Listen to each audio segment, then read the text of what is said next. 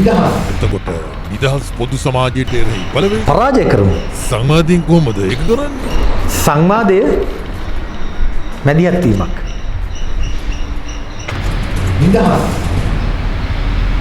ආයුබෝවන්. ආයුබෝවන් කියන්නේ ආයුබෝ වේවා. හැබැයි ආයුබෝ වෙන්න. ඒ කියන්නේ ඔබේ මගේ අපේ ජාතියේ. ජාති කිව්වහම යලි සිංහල දෙමළ මුස්ලිම් ශ්‍රී ලාංකිකයන්. වෙන් වුණොත් ඉවරයි. ජාතියම පවතින්න නම් ආයුබෝ කෙසේ වෙතත් පවතින්න නම් අපට කරන්න බොහෝ වැඩ තියෙනවා. චීනය, ඉන්දියාව, ඇමරිකාව භූදේශපාලනිකව අපේ මව්බිම ගොදුරු කරගනිමින් ඉන්නවා. අපි කොවිඩ් විකුණමින් පුළුවන් දෙයක් ඔතල විකුණා ගනිමින් ෆන් එකේ ඉන්නවා. අපි කිව්වට පුළුවන් සුළු පිරිසක්. පොදු මහ ජනතාවට එදා වෙලා කා ගන්න බැරි මට්ටමක් ඇති වෙලා තියෙනවා. රටේම ඉඩම් ටික කොල්ල කන සියලු සැලසුම් ක්‍රියාත්මක වෙමින් තිබෙනවා. දේශපාලන පක්ෂ මේ සියල්ල වටහා ගන්නවද නැද්ද කියන බරපතල ප්‍රශ්නයක් අපිට තිබෙනවා. ඒ බරපතල ප්‍රශ්නයත් එක්කම මේ මොහොත වටහා ගැනීමෙන් අපි නිදහස් සංවාදය අද ආරම්භ කරනවා. අද අපි කණ්ඩායමක්, ටීම් එකක්. ටීම් එක යලි එක්කෙනෙක් රට වෙනුවෙන් හිටගන්න එක්කෙනෙක්. අන්න එතකොට තමයි රට ජයග්‍රහණය කරන්නේ. බෙදෙන්නේ නැතුව වැඩ කරමු.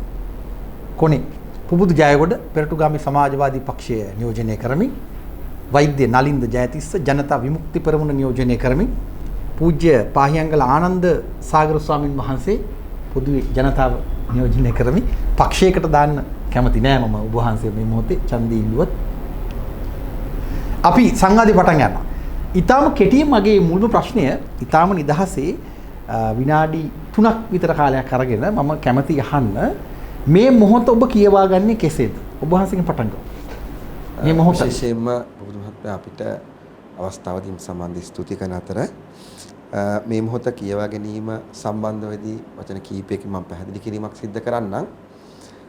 ලංකාවේ මේ වෙනකොට අපි අවුරුදු ගාණක් තිස්සේ වැඩ කරන පාරිසරික ප්‍රශ්නත් එක්ක ඉතා අතිදැවැන්ත පාරිසරික අර්බුදයකට ඉතිහාසයේ අපි දන්න ඉතිහාසය ඇතුළත කවදාවත් නොවිරු මට්ටමේ හානියක් සිද්ධ වෙමින් පවතිනවා. එක දිස්ත්‍රික්කයකට ලඝු කරන්න බැරි මට්ටමක් පත් වෙලා තියෙනවා. සහ පරිසරවේදීන් අතර අපි නිතරම සාකච්ඡා කරන දෙයක් තමයි අපි මොකක් කොහෙන් පටන් අරන් මොකක් කතා කරන්නද, මොකක් කතා කරලා අවසන් කරන්නද, මොකටද වැඩ කරන්නේ කියලා නඩු දාන්න ගියාම නඩු ඉවරයක් කෙරවරක් නැහැ. ප්‍රශ්න සාකච්ඡා කරන්න ගියාම කෙරවලක් නැහැ. නඩු කියන සල්ලි ඔය නඩු දාන එක සාමාන්‍ය දෙයක්. ඒතර ඒක නිසා ඉවරයක් නැති මහා අර්බුදයකට, පාරිසරික අර්බුදයකට අපි මුහුණ දීලා තිනවා. මේ தত্ত্বය තවදුරටත් මේ විදියට තව අවුරුදු 4ක් 5ක් විතර යනකොට අතිදවන්ත ඛේදනීය තත්වයකට ලාංකික පරිසරය ඇතුලේ අපි ස්වාභාවික උවදුරු වලට මිනිස් ගාත මේ මිනිස් වන සත්තු සහ මිනිස්සු අතර ගැටුමකට, මිනිසුන්ට ජල අර්බුදයකට, දවන්ත නායයන් වලට පත් වෙලා රට අරාජික තත්වයකට පත් වෙලා, ස්වාභාවික කඩාවැටීම් තත්වයකට පත් වෙලා ඊටත් දැවන්ත අර්බුදයකට යන නියමිතව තියෙනවා ඉදිරි අවුරුදු 2-3 අතර. ඒ නිසා ඒ සම්බන්ධව තොරතුරු, සාක්ෂි, සාධක සියල්ලම අපි කියන හැම එකම වක්කීම අපි සතු නිසා ඒ සියල්ලම අපි සොයාගෙන අපි ගාව තියෙන තොරතුරු අපි දිගින් දිගට මාධ්‍ය වාර්තා කිරීම කරනවා. අපි ජනතාව ආමන්ත්‍රණය කරනවා. හැබැයි පාලකයෝ ඒ පිළිබඳව අබමන් රේණුවකවත් තකන්නේ නැතුව තමන්ගේ සුපුරුදු විනාශය සුපුරුදු පරිසිද්ධ කරමින් පවතිනවා. කෙටි ප්‍රශ්නයක් ස්වාමීන් වහන්සේ, දැන් ඔය කැලෑ විනාශ කරන එක, වගුරු බිම් ගොඩ කරන එක, ඉඩම් අල්ලගන්න එක ඔය පිටිපස්සේ අර අපි නිතරම කතා කරන මේ මිලේනියම් චැලෙන්ජ් කෝපරේෂන් MCC ඉඩම් කොල්ලට අදාළ ක්‍රියාන්විතයක් යනවා කියලා ඔබ වහන්සේ හිතන්නේ නැද්ද? පැහැදිලිවම මේ හිතනවා. අපි දැන් ගිය සතියේ ඒක නැවතර සිටියම අරගෙන බැලුවා මේ ඉඩම් වෙන් වෙන සීමාව කොහෙන්ද කියලා නංගි. ඒක දිහා බැලුවාන් පස්සේ MCC එක ක්‍රියාත්මක වෙන බවක් පේනවා. නීත්‍යානුකූලතාවයෙන් රජය විසින් නිවේදනයක් විසින් ගෝඨාභය රාජපක්ෂ මහත්තයෝ අපි මේක නතර කරා කියලා.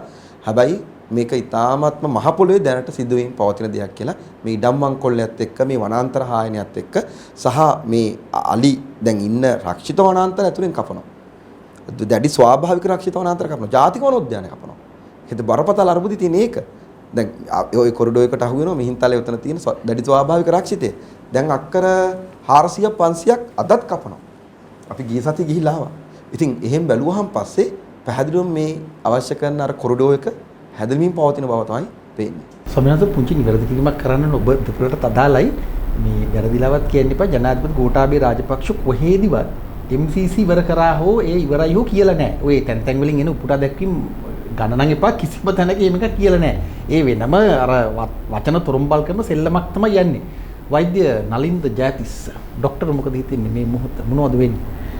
චාපා දැන් රට කොවිඩ් නිසා ලොක්ඩවුන් වෙලා තිබුණු කාලේ අපේ රටේ වර්තමානයේ සහ අනාගතයේ සම්බන්ධයෙන් ඉතාම වැදගත් සිදුවීම් කීපයක් වුණා. සමහර කෙනෙකුට මේවා ඒ වෙලාවට හද කකියවන ප්‍රවෘත්ති නමුත් මේ සියලු ප්‍රවෘත්ති ටික එකතු කරලා අර බිග් පික්චර් එක හදාගත්තට පස්සේදී අපි කොතරම් අනතුරුදායක වේදිකාවකට අවතීර්ණ වෙලා තියෙනවද කියන එක අවබෝධ කරගන්න පුළුවන්. දැන් බලන්න බැසිල් රාජපක්ෂ මුදල් අමාත්‍ය ධූරය ලබාගෙන පාර්ලිමේන්තුවට ආවා. ඒකත් එක්කම සිදුවෙච්ච සිදුවීම් දාමයක් තියෙනවා. බටහිර පර්යන්තය ඉදිකිරීමේ මේ ව්‍යාපෘතිය අදානිට පැවරෙනවා. ඊළඟට කොළඹ වරායම දකුණු ජැටිය ආසන්නයේ තිබෙන අක්කර 13ක් චීනයට සේවා සහ මෙහෙයුම් මධ්‍යස්ථානයක් හදාගන්න පැවරෙනවා. ඒ වගේම බැසිල් රාජපක්ෂ විසින් සෙලෙන්දිවා කියන සමාගම ගොඩනගලා කොළඹ වරාය ආශ්‍රිතව තිබෙන වැදගත් ඉඩම් ප්‍රමාණයක් අතරම අවසානයේක චීනයට තමයි පැවරෙන්න නියමිත වෙලා තිබෙන්නේ. ඒ ටික දෙන්න කටයුතු සූදානම් කරමින් යනවා. දැන් මේ භූමියේ තිබුණු සමහර රජයේ ගොඩනැගිලි ඉවත් කරගෙන යනවා. ඊළඟට ඉන්දිය විදේශ ලේකම්වරයා තමන්ගේ පළවෙනි සංචාරය හැටියට ත්‍රිහර්ෂවර්ධන් දළදාවත් වැඳගෙන තෙල් ටැංකි වැඳ ගන්න යනවා. ඔහු එහෙ ගිහිලා දාපු සෙල්ලම් අනුව බලා ගන්න පුළුවන් කොතරම් මේ තෙල් ටැංකි ටික ලබා ගන්න ඕන් මැදිහත් වෙලා තියෙනවද කියන එක.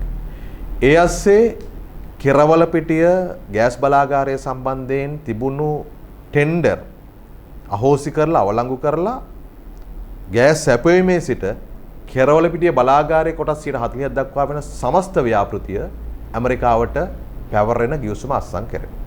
එතකොට මේ සිදුවීම් ටික පෙළගස්සලා බැලුවාට පස්සේ ඔබට පේනවා ඇති අපේ රට ඉන්දියානු සාගරයේ වැදගත්ම භූ පිහිටීමක තියෙන මේ බිම් කඩ අද වෙනකොට චීනයට ඇමරිකාවට ඉන්දියාවට කොතරම් ප්‍රමාණයකට මේ ආණ්ඩු විසින් ස්ව කැමැත්තෙන් නතු කරලා දීලා තිබෙනවද කියන එක.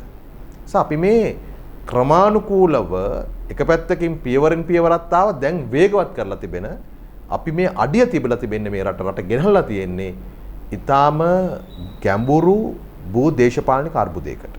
මම හිතන්නේ මේක තමයි අපි රටක් හැටියට මුහුණ දෙන්න බරපතලම අර්බුද. මේ ඇස්සේ පෝලිං ගණනාවක් තියෙනවා. කිරිපිටි ප්‍රශ්න, ගෑස් ප්‍රශ්න, දැන් හෙටනින් ඉඳන් එන්න පාන් පිටි ප්‍රශ්නය මේවා ගොඩක් තියෙනවා. ඒ අතරෙම මගේ නම් වැඩිම අවධානය තිබෙන්නේ මේ රට විකිණීම සම්බන්ධයෙන් විශේෂයෙන් වරායන් සහ වරායන් ආශ්‍රිතව තියෙන ඉඩම් මේ බලගතු රටවලට අත්පත් කර දීමට මේ යන ක්‍රියාදාමය තමයි මේ වෙලාවේ තිබෙන බරපතල මනතුර හැටියට මම සලකන්නේ.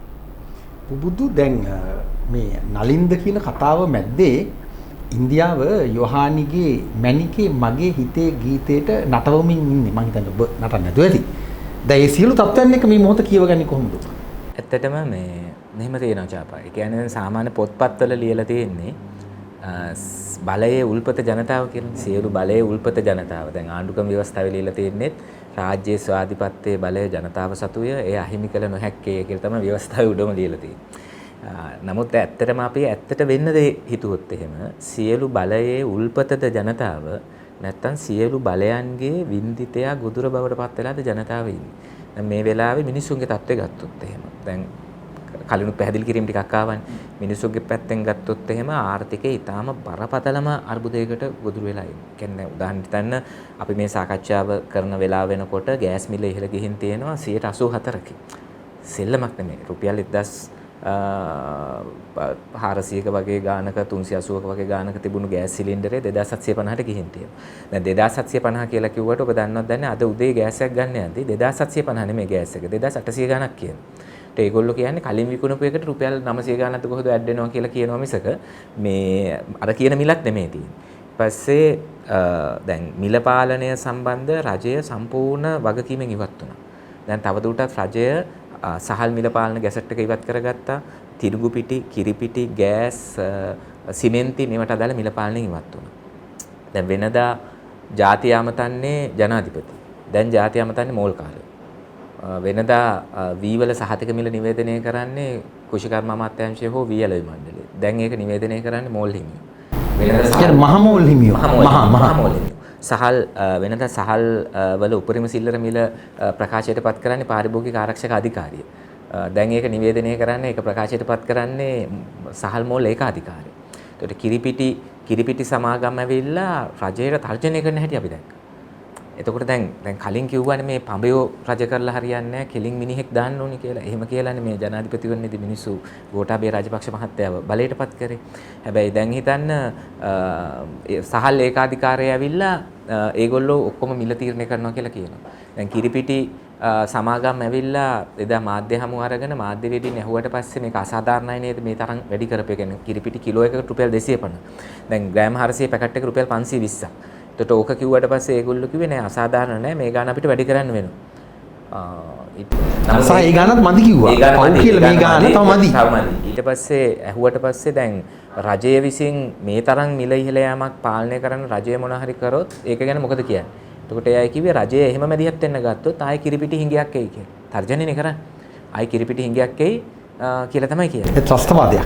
කිරිපිටි ත්‍රස්තවාදයක්. ඒතර මාෆියාවක් තියෙනවා.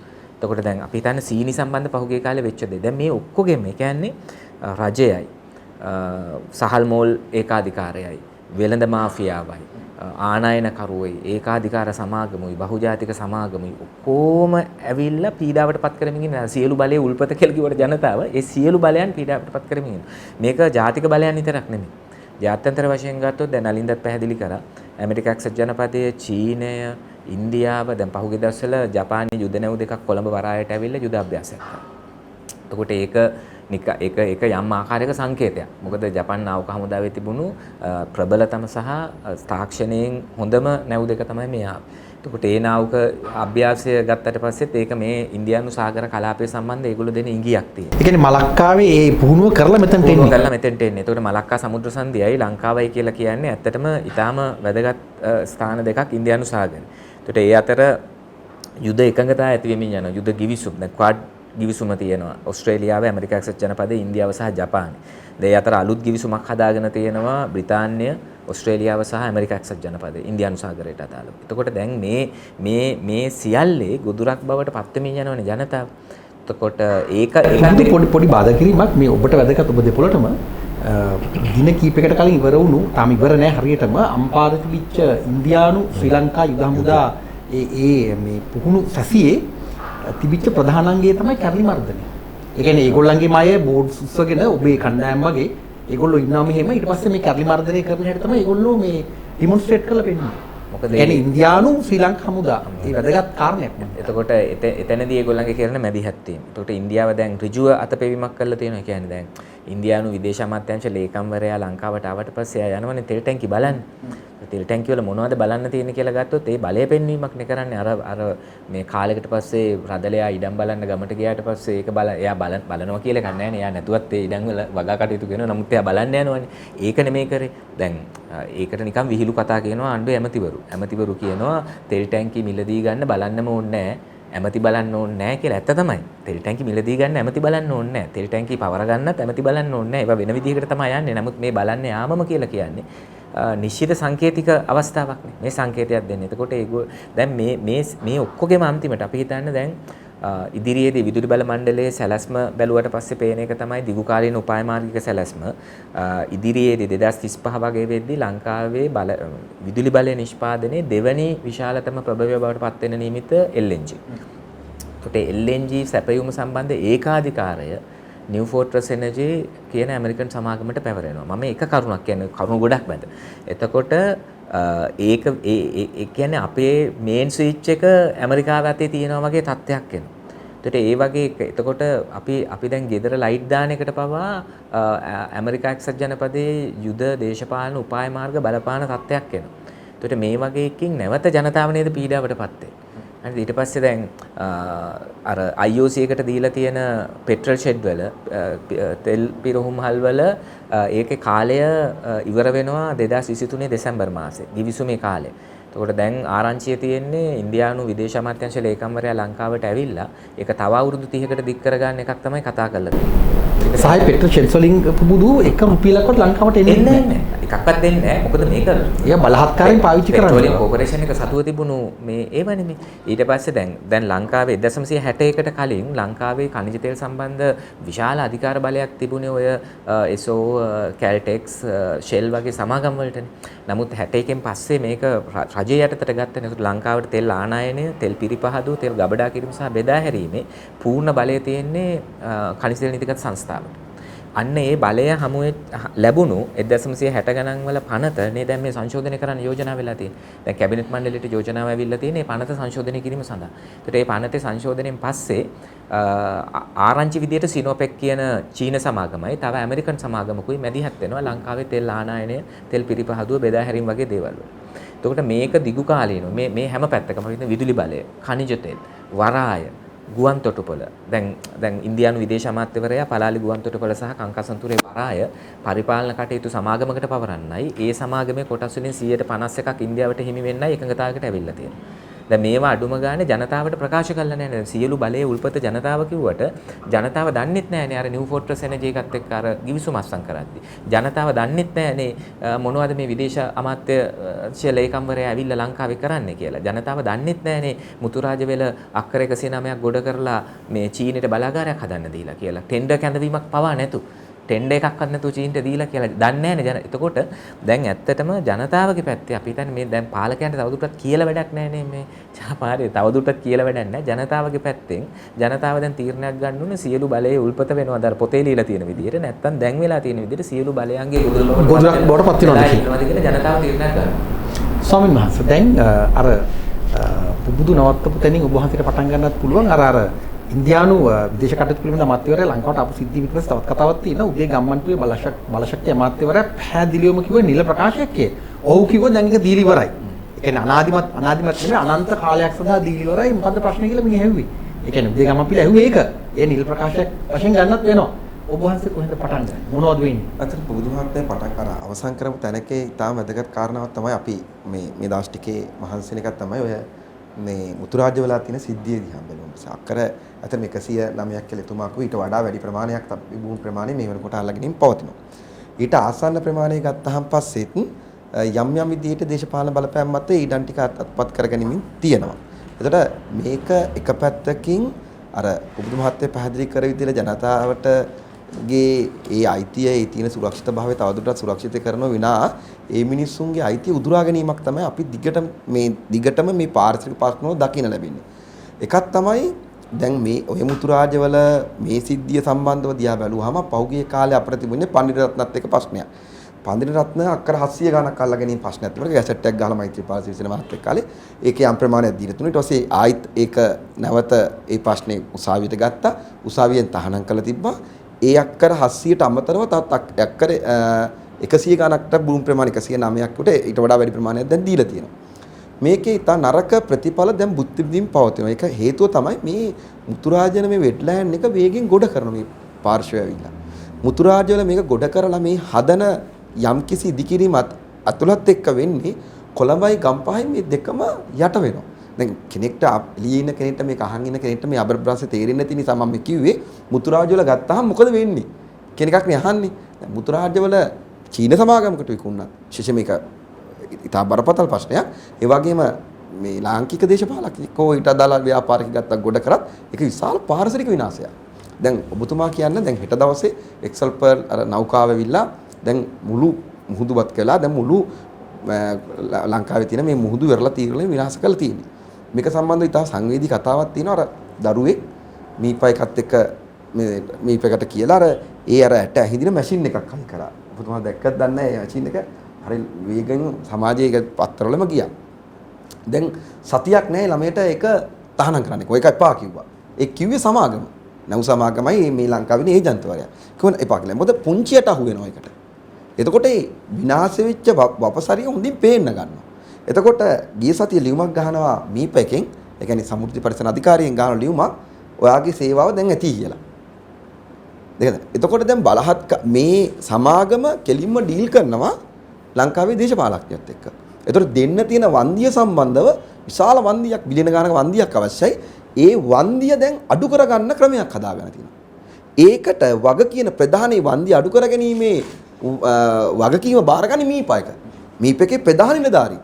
ඔවුන් දිවාරය වහන්සි වෙනවා අර මුහුදුට වෙච්ච හානිය, මුහුදු සත්වීන්ට වෙච්ච හානිය, නැව ඇතුලෙන් වෙච්ච මේ පාරිසරික වෙච්ච විනාශය ඒක සම්බන්ධව ඒ වෙච්ච හානිය සම්බන්ධ වාර්තාවක් හදන්නට වෙනුවට මොවුන් මේකේ වෙච්ච හානිය අඩුයි කියලා පෙන්වන්න.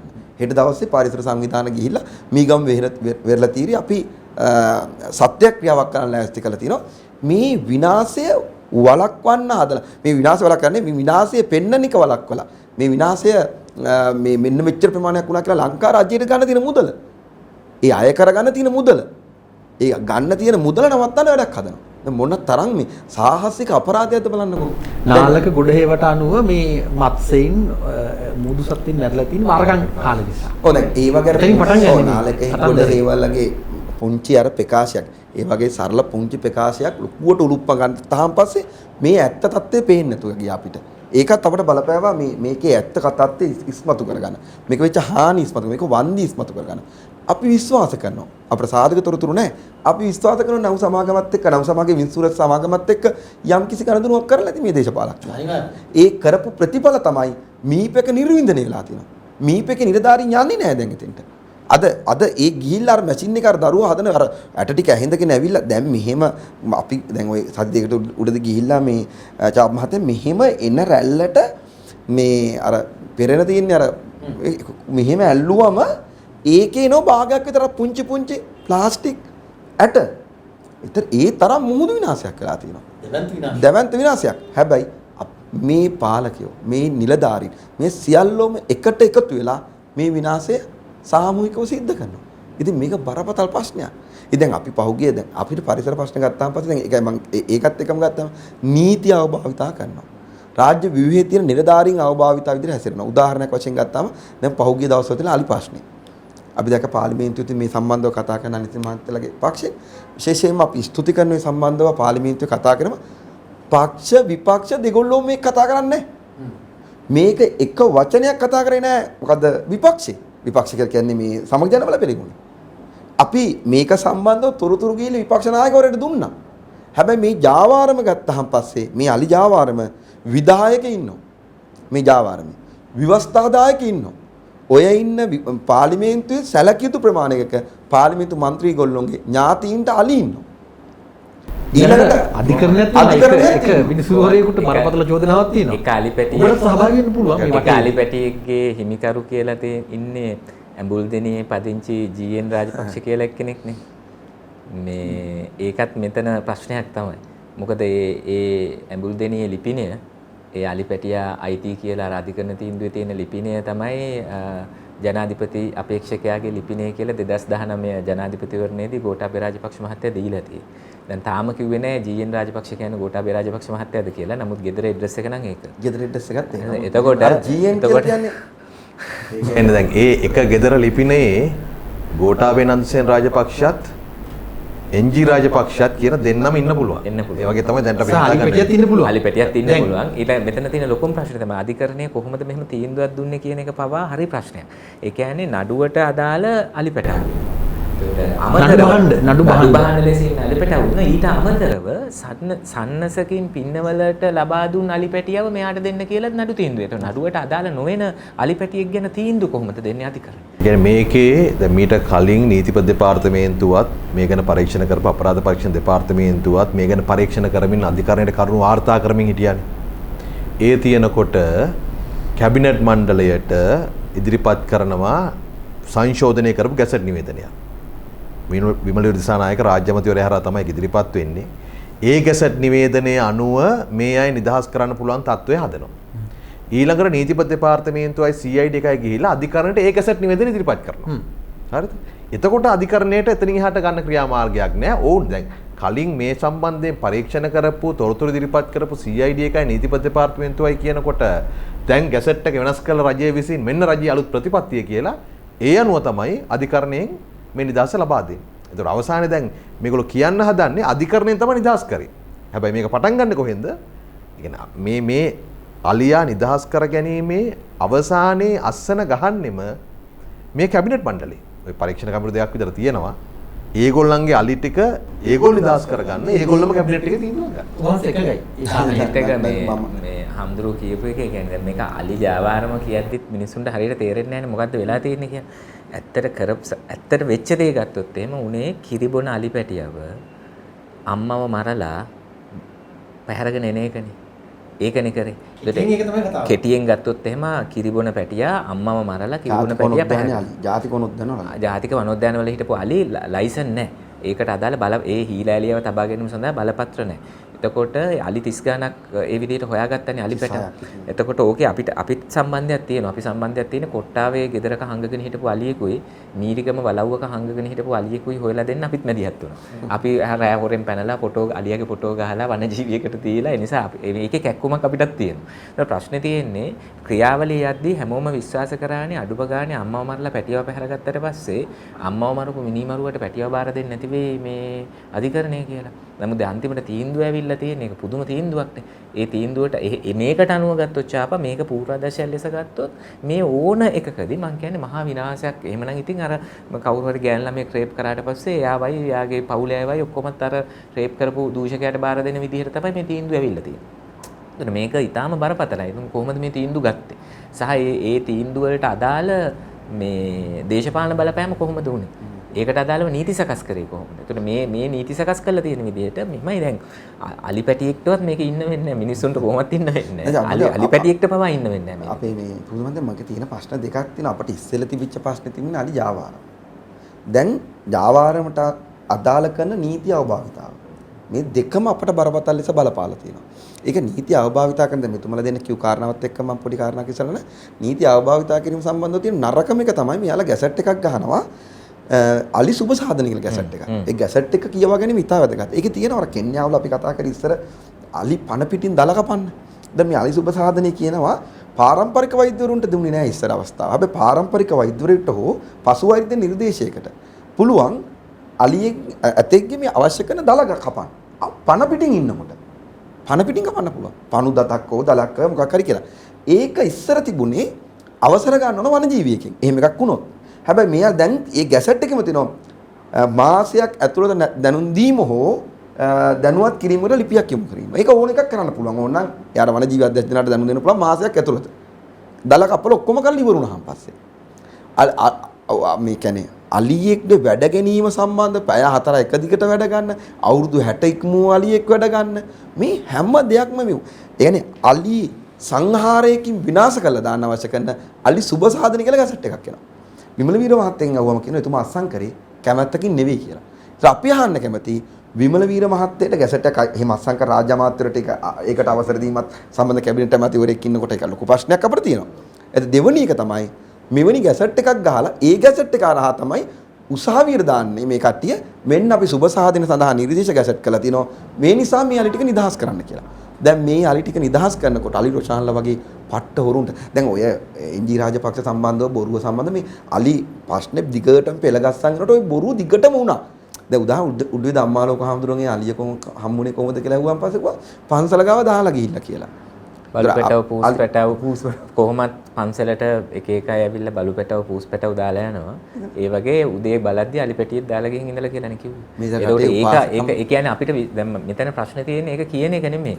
ඒ කියන්නේ අපිට වෙන අවමානය. ඒ කියන්නේ මේ රටේ මිනිස්සු මෝඩ හරක් කියලානේ හිතන් ඉන්නේ. බලු පැටව පූස් පැටව වගේ අලි පැටව පන්සලට ගෙනියන්නේ. ඒක තමයි දැන් ඒක මම ඒකයි කිව්වේ ජනතාව දැන් කල්පනා කරන්න ඕනේ ඔය අවමානය විඳිනවද නැත්නම් උඹලා ඔය අපිට කියන්න එපා අපි ඔක දන්නවා කියලා පෙන්නනවද කියලා. නැත්නම් දැන් මේ කටවහගෙන බලන් ඉද්දී ඕන එකක් කියයි. ඔයිට වඩා ලොකු දේවල් කියයි. මගේ ඒක කියවගන්නේ අනිත් පැත්තෙන් බුදු මහත්තයා මේ මම කියවගන්නේ ඒක බුදුදහම වැනි කරුණාව සත්‍යවාදී භව ඉස්මතු කරපු දර්ශනයකට කරන හානිය. දැන් අර ටයිම්ස් පත්තරේ කියපු කතාව තියෙනවනේ. පර්චස් 10 කලියෙක් ගැට ගහලා බුදුදහමේ කරුණාව කියන්නේ මේකද කියලා බටහිර ජාතීන් ප්‍රශ්න කරන්න ගන්නවා. දැන් මේ අලි පර්චස් 10 කරගෙන මොකද්ද මේ කරන්නේ? මහා ලොකු හාමුවාදී පන්සල්වල හාමුවාදී වෙන. දැන් මම අහන්නේ සරල උදාහරණයක් ගන්න. අපි ඕකේ එපා කියන හොඳම උදාහරණය තමයි මේක මෙතන එහා පැත්තේ තියෙන බෙල්ලන්විල පන්සලේ. අපි පිළිගත්ත වන්දනාමාන කර අපට ඉගැන්වූ හාමුදුරුවෝ තමයි මහාචාර්ය බෙල්ලන්විල වරතනායක. ඒතර හැබැයි අලිය දන්නේ නැනේ මහාචාර්යද මේ හාමුදුරු උගත් කෙනෙක්ද මේ හාමුදුරු වැදගත් කෙනෙක්ද ඉන්නවද? ඌ මද කිපුණාම පස්සේ හාමුදුරු දෙන්න ගල්ලා පොලේ ගාලා මරලා දැම්මා. බෙල්ලන් ඉන්නවල තන හාමුදුරු. ඊට පස්සේ ගිහලා සතා කකුල් දෙක හතර පැත්තකට ගාලා උට ගැහුවට වැඩක් වෙන්නේ නැහනේ. ඒ සතාගේ ස්වභාවය තේරුම් ගන්න එපයි ස්වාමීන් වහන්සේ.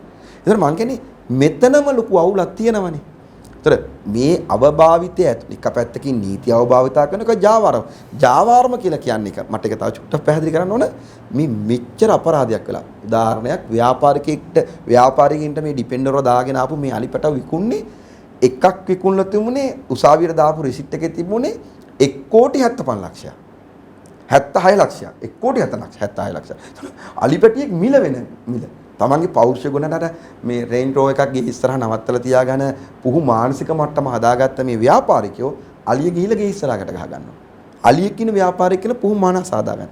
හැබැයි මේ සත්තු විඳින වේදනාව මේ සතාගේ ඇත්ත කතන්දරය ඊට වඩා අමිහිරි.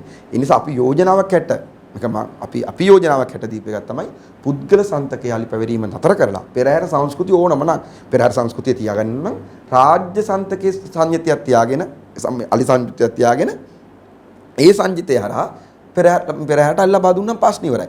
එහෙම නැතුව පුද්ගල සන්තක අලි පවරන්න ගත්තාම මේක තරංගයක් ඇති වෙලා මේක බිස්නස් එකක් බවට පත් වෙලා මේක ජාවාරම් බවට පත් වෙලා ගිහිල්ලා තියෙනවා. ඒ නිසා ලංකාවේ නීති අනුවත් අහනම් අලි පුද්ගල සන්තක තියාගන්න. ඉතින් එහෙම බැලුවාම මේ සත්තු විඳින වේදනාව සහ මේ තියෙන ප්‍රශ්න ගොඩකට හේතු වෙලා තියෙන එක. මම කියන්නේ මේ එකකට සිද්ධියක් ගත්තාම එක පැත්තෙන් එක්ස්වල්පර්ඩ් නෞකාවත් තරහා රාජ්‍ය ආයතන දූෂිත වෙලා තිනවා. එක පැත්තෙන් අලි ජාවාරම හා නීති අවභාවිතා ගන්නවා. ජාවාරම්කාරයන්ටම අලි දෙනවා. මේ ක්‍රියාදාමයේ හිමින් කියාගෙන යනවා. ඉඩම් ඇමතිකම හම්බ වෙනවා SM චන්දසේනට. චන්දසේනට ඉඩම් ඇමතිකම දෙනකොටම ඊට අවුරුදු 3-4කට ඉස්සෙල්ලා ස්ථානගත කරලා තිනවා රාජාංගනේ යාය 18 මිනිස්සෙක්. ඒ මිනිහා බලහත්කාරයෙන් විල්පත්තු පේරණ කලාපය ඇතුළු කලාප ටික කපනවා. ඒකේ මුලින්ම චන්දසේන අමාත්‍යවරයා ඇවිල්ලා මොකද අර මේ එයා එතකොට වෙනම වනජීවි ඇමති. ඒ දෝසරේ කපන්නේ. දෝසරේ JCB එකේ සංකේතන JCB එකෙන් කපන්නේ. ඒ වෙලාව මාස කිහිපයක් යනකොට අර කැබිනට් නියම ඇමතිවරුන්වත් කරනකොට ඉඩම් ඇමතිකම දෙනවා. ඒ ඉඩම් ඇමතිකම දීලා බොහොම ලොකු විරෝධයක් රට ඇතුලේ මේකට තියෙනකොට අක්කර 1,25,000ක් අර මනුස්සයට දීලා දානවා. දැන් මේ මට විලච්චිය මේ කියන්නේ මේ විනාශය ඉතා මම නම් විශ්වාස කරන්නේ මේක අහම්බෙන් ගෝඨාභය රාජපක්ෂ මහත්තයා දන්නේ නැතුව මහින්ද රාජපක්ෂ මහත්තයා ගෝලියෝ ටික විතරයි මේක කරන්නේ මේක දැන් නිකන් අයාල යනවා එක එකනට ඕන විදිහට එහෙම එකක් පේන්නේ නැහැ ඉතාම සරසහලටව ප්ලෑන් එකට ඉතාමත්ම දිගුවක් බලලා මේ අපි තමයි කෙටි සිද්ධිය වලට පැන ඒ සිද්ධිය කතා කරනවා ඒක තව මාසකින් ඉවරයි ආයේ සිද්ධිය තැල්ලා දාලා තව සිද්ධියක් දැන් ස්පෙල් නෞකාව ගැන කිව්වට පත්වල යන්නේ නැහැ ටීවී වල යන්නේ නැහැ අපි කතා කරලා ওই උද්ඝෝෂණයක් කළා කූවට ඉස්ස ගත්තොත් විතරයි හැබැයි විනාශේ මේ විදියට තවත් වෙන පැත්තකින් සිද්ධ වෙමින් පවතින අපිට මේක කියවගෙන ප්‍රශ්නේ තියෙන්නේ හැබැයි මේ විනාශයට මම දන්නේ මොන විදියකට උත්තර සොයන්නද කියලා. SM චන්ද්‍රසේන කිව්වහම මතක් වෙන්නේ අර විමලවීර දිසානායක ගත්තාම ඉස්සල්ලා විමල දිසානායක කියන්නේ ඉස්කෝලේ ගිය කෙනෙක් නෙමෙයි. කියන්නේ පාසලෙන් පිට විශ්වවිද්‍යාලය දක්වා ඉගෙනගෙනත් තියෙනවා. ඒක විදිහක්. SM චන්ද්‍රසේන කියන්නේ එහෙම ඉගෙනගත්ත කෙනෙක් නෙමෙයි. නේ රස්තිය දුවලා හිටු මිනිහෙක් අන්තිමට යාට වාර දෙනවා රටේ ඉඩම් ටික. මම ඔබෙන් අහන්නේ උගත්තු වෙනම රට විනාශ කරනවා. දැන් ඒතර මිනිස්සුන්ට හිතෙනවානේ මේ ගමේ මිනිස්සු විමලවීර දිසානායක කියන්නේ පොඩි ගමේ මිනිහෙක්. දැන් ඔහු මේ පැත්තෙන් රට විනාශ කරනවා. ඒ දෙවර්ගයටම අයිති නැති SM චන්ද්‍රසේන වෙන විදිහක් ආපහු. කාර්තිකද වැඩ කරන්නේ. චාපා ඉතින් මේක අර කිව්වාගේ ඉතින් ජනතාව තීරුම් අරගනිමින් ජනතාව තමන් වෙනුවෙන් නැගී සිටින තාක්කල් මේ ප්‍රශ්නේ මෙහෙම තියෙයි. චන්ද්‍රසේනලා අර වගේ ජාවාරංකාරයෙන්ගෙන් මුදල් අරගෙන ගමේ ඉන්න රැකියාවක් නැති තරුණයන්ට බයිසිකල් බෙදනවා. ඔවුන් හෙලිකොප්ටරෙන් එක ටුවර් අරන් යනවා හරිද විවිධාකාර දේවල් සපයලා ඒකට තියාගෙන ඉන්නවා. ඒ වගේම පහුගිය විශේෂයෙන් 2019 ජනාධිපතිවරණයේදී මේකේ අනිත් පැත්ත ආවා. ඒ කියන්නේ දැන් මෙවැනි ආකාරයේ දේශපාලඥයෝ ප්‍රතික්ෂේප කරන්න ඕන මේ උගත් විද්වත් කට්ටිය තමයි රට පාලනය කරන්න ඕන කියලා තරුණ වියත්මගේම හදාගෙන ආචාර්ය මහාචාර්ය විශේෂඥ වෛද්‍ය නේද ජනාධිපති නීතිඥ වගේ කණ්ඩායමක් ආවා. දැන් මොකද වෙලා තියෙන්නේ? දැන් මේ සෙතේමනේ ඊට වඩා වේගයෙන් දැන් කලින් තිබුණට වඩා වේගයෙන් මේ තිබුණු සියලු දේවල් සිද්ධ වෙනවනේ. දැන් මම කැමතියි ඔබට කියන්න දැන් ඔය ගම්මන්පිල ඉන්නේ ඒ විදිහටනේ. ගම්මන්පිල ඉන්නේ ලංකාවේ ඒ ලෙවල් වලින් ඒ කාලෙම පළවෙනි අරෝමියෝ කියාගෙන ඇවිල්ලා දැන් මේ ගම්මන්පිල එක සැරේ කියනවනේ 1987 ඉඳන් මේ තෙල් ටැංකිය ටික අයිති වෙලා තිබෙන ඉන්දියාවට කියලා. හරිද? මේක ඇත්තටම ගත්තොත් එහෙම පාර්ලිමේන්තුවෙන් එළවලා ප්‍රජායිතිය අවශ්‍ය කරන ඕන ප්‍රකාශයක්. ඉතින් ප්‍රජායිති ප්‍රශ්නයක් නෑ මොකද ඔස්ට්‍රේලියාවේ තියෙන නිසා. ඔව්. මෙහෙන් එළවට බලන්න ඉතින් කැමති වෙයි. ඔස්ට්‍රේලියාවේ ජීවත් වෙන්න. ඡාපා මේකේ අරමුණ වෙන මොකුත් නෙමෙයි. ඔවුන්ට ඕනකම අවසාන අරමුණ තමයි ඉන්දියාවට නීත්‍යානුකූලව මේ තෙල් ටැංකි සහිත ඉඩම පැවරීම ත්‍රිකුණාමල වරාය ළඟ තියෙන. ඒක කරගන්න ඕනනේ. ඒක කරගන්න එනකොට දැන් මෙයා මතයක් හදන්න උත්සාහ කරනවා. රයිට් මේක දැනටමත් 100%ක්ම ඉන්දියාවට අයිති. හරිද? එතකොට දැන් මේගොල්ලෝ කියන්න හදන රයිට් අපි මැදිහත් වෙලා 100%ක් අයිති වෙලා තියෙන එක දැන් මේ ලංකාවේ ආණ්ඩුව හෝ CPC එක සම්බන්ධ වෙන හවුල් ව්‍යාපාරයකට මෙන්න අපි ගෙනාවා. වෙන්න වැඩේ මේක ඉන්දියාවට දැන් නීත්‍යානුකූලව නැති තෙල් ටැංකි සහ ඉඩම නීත්‍යානුකූලව ඉන්දියාවට අවුරුදු 50කට 60කට නැත්නම් 99කට බදු දෙන එක තමයි. නමුත් දැන් එතනට ගේන්න හදන්නේ කොහොමද?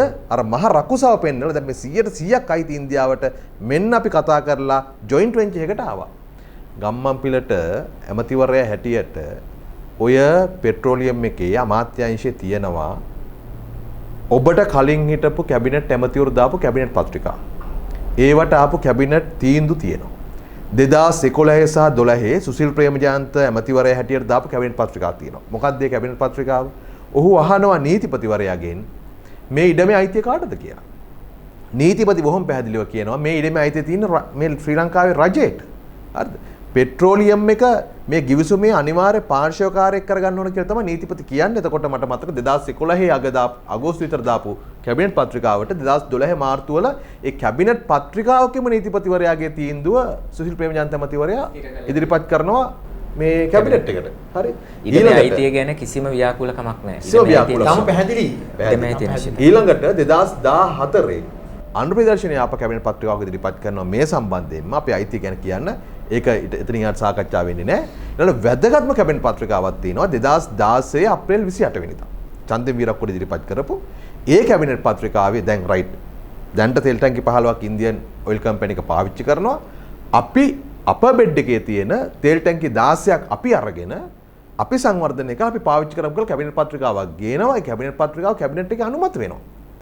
මෙන්න මේ කැබිනට් පත්‍රිකාව තමයි රනිල් වික්‍රමසිංහ විසින් ඊට මාසෙකමාර ජූලි මාසේ හෝ ජුනි මාසෙදී වෙනම කැබිනට් පත්‍රිකාවක් ගෙනල්ලා අර කැබිනට් තීන්දුව අවලංගු කරලා යලිත් ඉන්දියාවට පවරන්න මේ කැබිනට් පේපර් එකක් ගේන්නේ. ඒ කියන්නේ ඕකේ ඉන්නේ මට විනාඩියක් දෙන්න. ඒ කියන්නේ දැන් තෙල් ටැංකි 101ක් තිබ්බනේ මේ ත්‍රිකුණාමලේ. ඒකෙන් දෙකක් පාවිච්චි කරන්න අමාරුයි. පාවිච්චි කළ හැකි කියන මට්ටමේ තෙල් ටැංකි 99ක් තමයි තියෙන්නේ. දි รา පත් නොවු. ඒකේ හොඳ තෙල් ටැංකි 15 තමයි ඔය ඉන්දියාවේ IOC එකට දුන්නේ. අද හොඳ සහ ත්‍රිකුණාමල වරාය ආසන්නයේ තියෙන උපාය මාර්ගිකව වැදගත්ම තැන්වල පිහිටලා තියෙන තෙල් ටැංකි 15 තමයි දුන්නේ. එතකොට 2017 දී රනිල් වික්‍රමසිංහ මහත්තයා අගමැති වෙලා ඉද්දි ගෙනාව කතාවක් ගිවිසුමක් අත්සන් කරන්නත් ගියා කැබිනට් අනුමැතියකුත් ගත්තා. තෙල් ටැංකි 15 ඉන්දියාවට දැන් දීලා තියෙන අවුරුදු 35කටනේ. අවුරුදු 35ට නෙමෙයි ඒ තෙල් ටැංකි 15 ඉන්දියාවටම දෙනවා. තව තෙල් ටැංකි 10ක් කෝපරේෂන් එකට දෙනවා. khනිජ තෙල් සංස්ථාවට දෙනවා. ඉතුරු තෙල් ටැංකි 74 ඒකාබද්ධ සමාගමකින් පාලනය කරනවා. ඒ ඒකාබද්ධ සමාගමේ ඉන්නේ ඉන්දියාවයි කෝපරේෂන් එකයි. ඒකට ඉන්දියාවට වැඩි බලය තියෙන හවුල් සමාගමකින් ඉතුරු තෙල් ටැංකි 74 පාලනය කරනවා කියලා. එතකොට ඕකට කතාන්දරේ කිව්වේ 10ක් හම්බ වෙනවනේ ලංකාවට කියලා 99. හරිද? එතකොට ඕක විශාල විරෝධතා ඇවිල්ලා ඒ කාලේ khනිජ තෙල් සංස්ථා සේවකයෝ අරගල කරලා ඕක නැවැත්තුවා. දැන් ආරංචි විදිහට ඒක තමයි මේ කරන්නේ. ඒක 2017 මේ සම්බන්ධයෙන් අපේ වෘත්තීය සමිතියම ගිහලා ශ්‍රේෂ්ඨාධිකරණ නඩුවක් ගොනු කරා.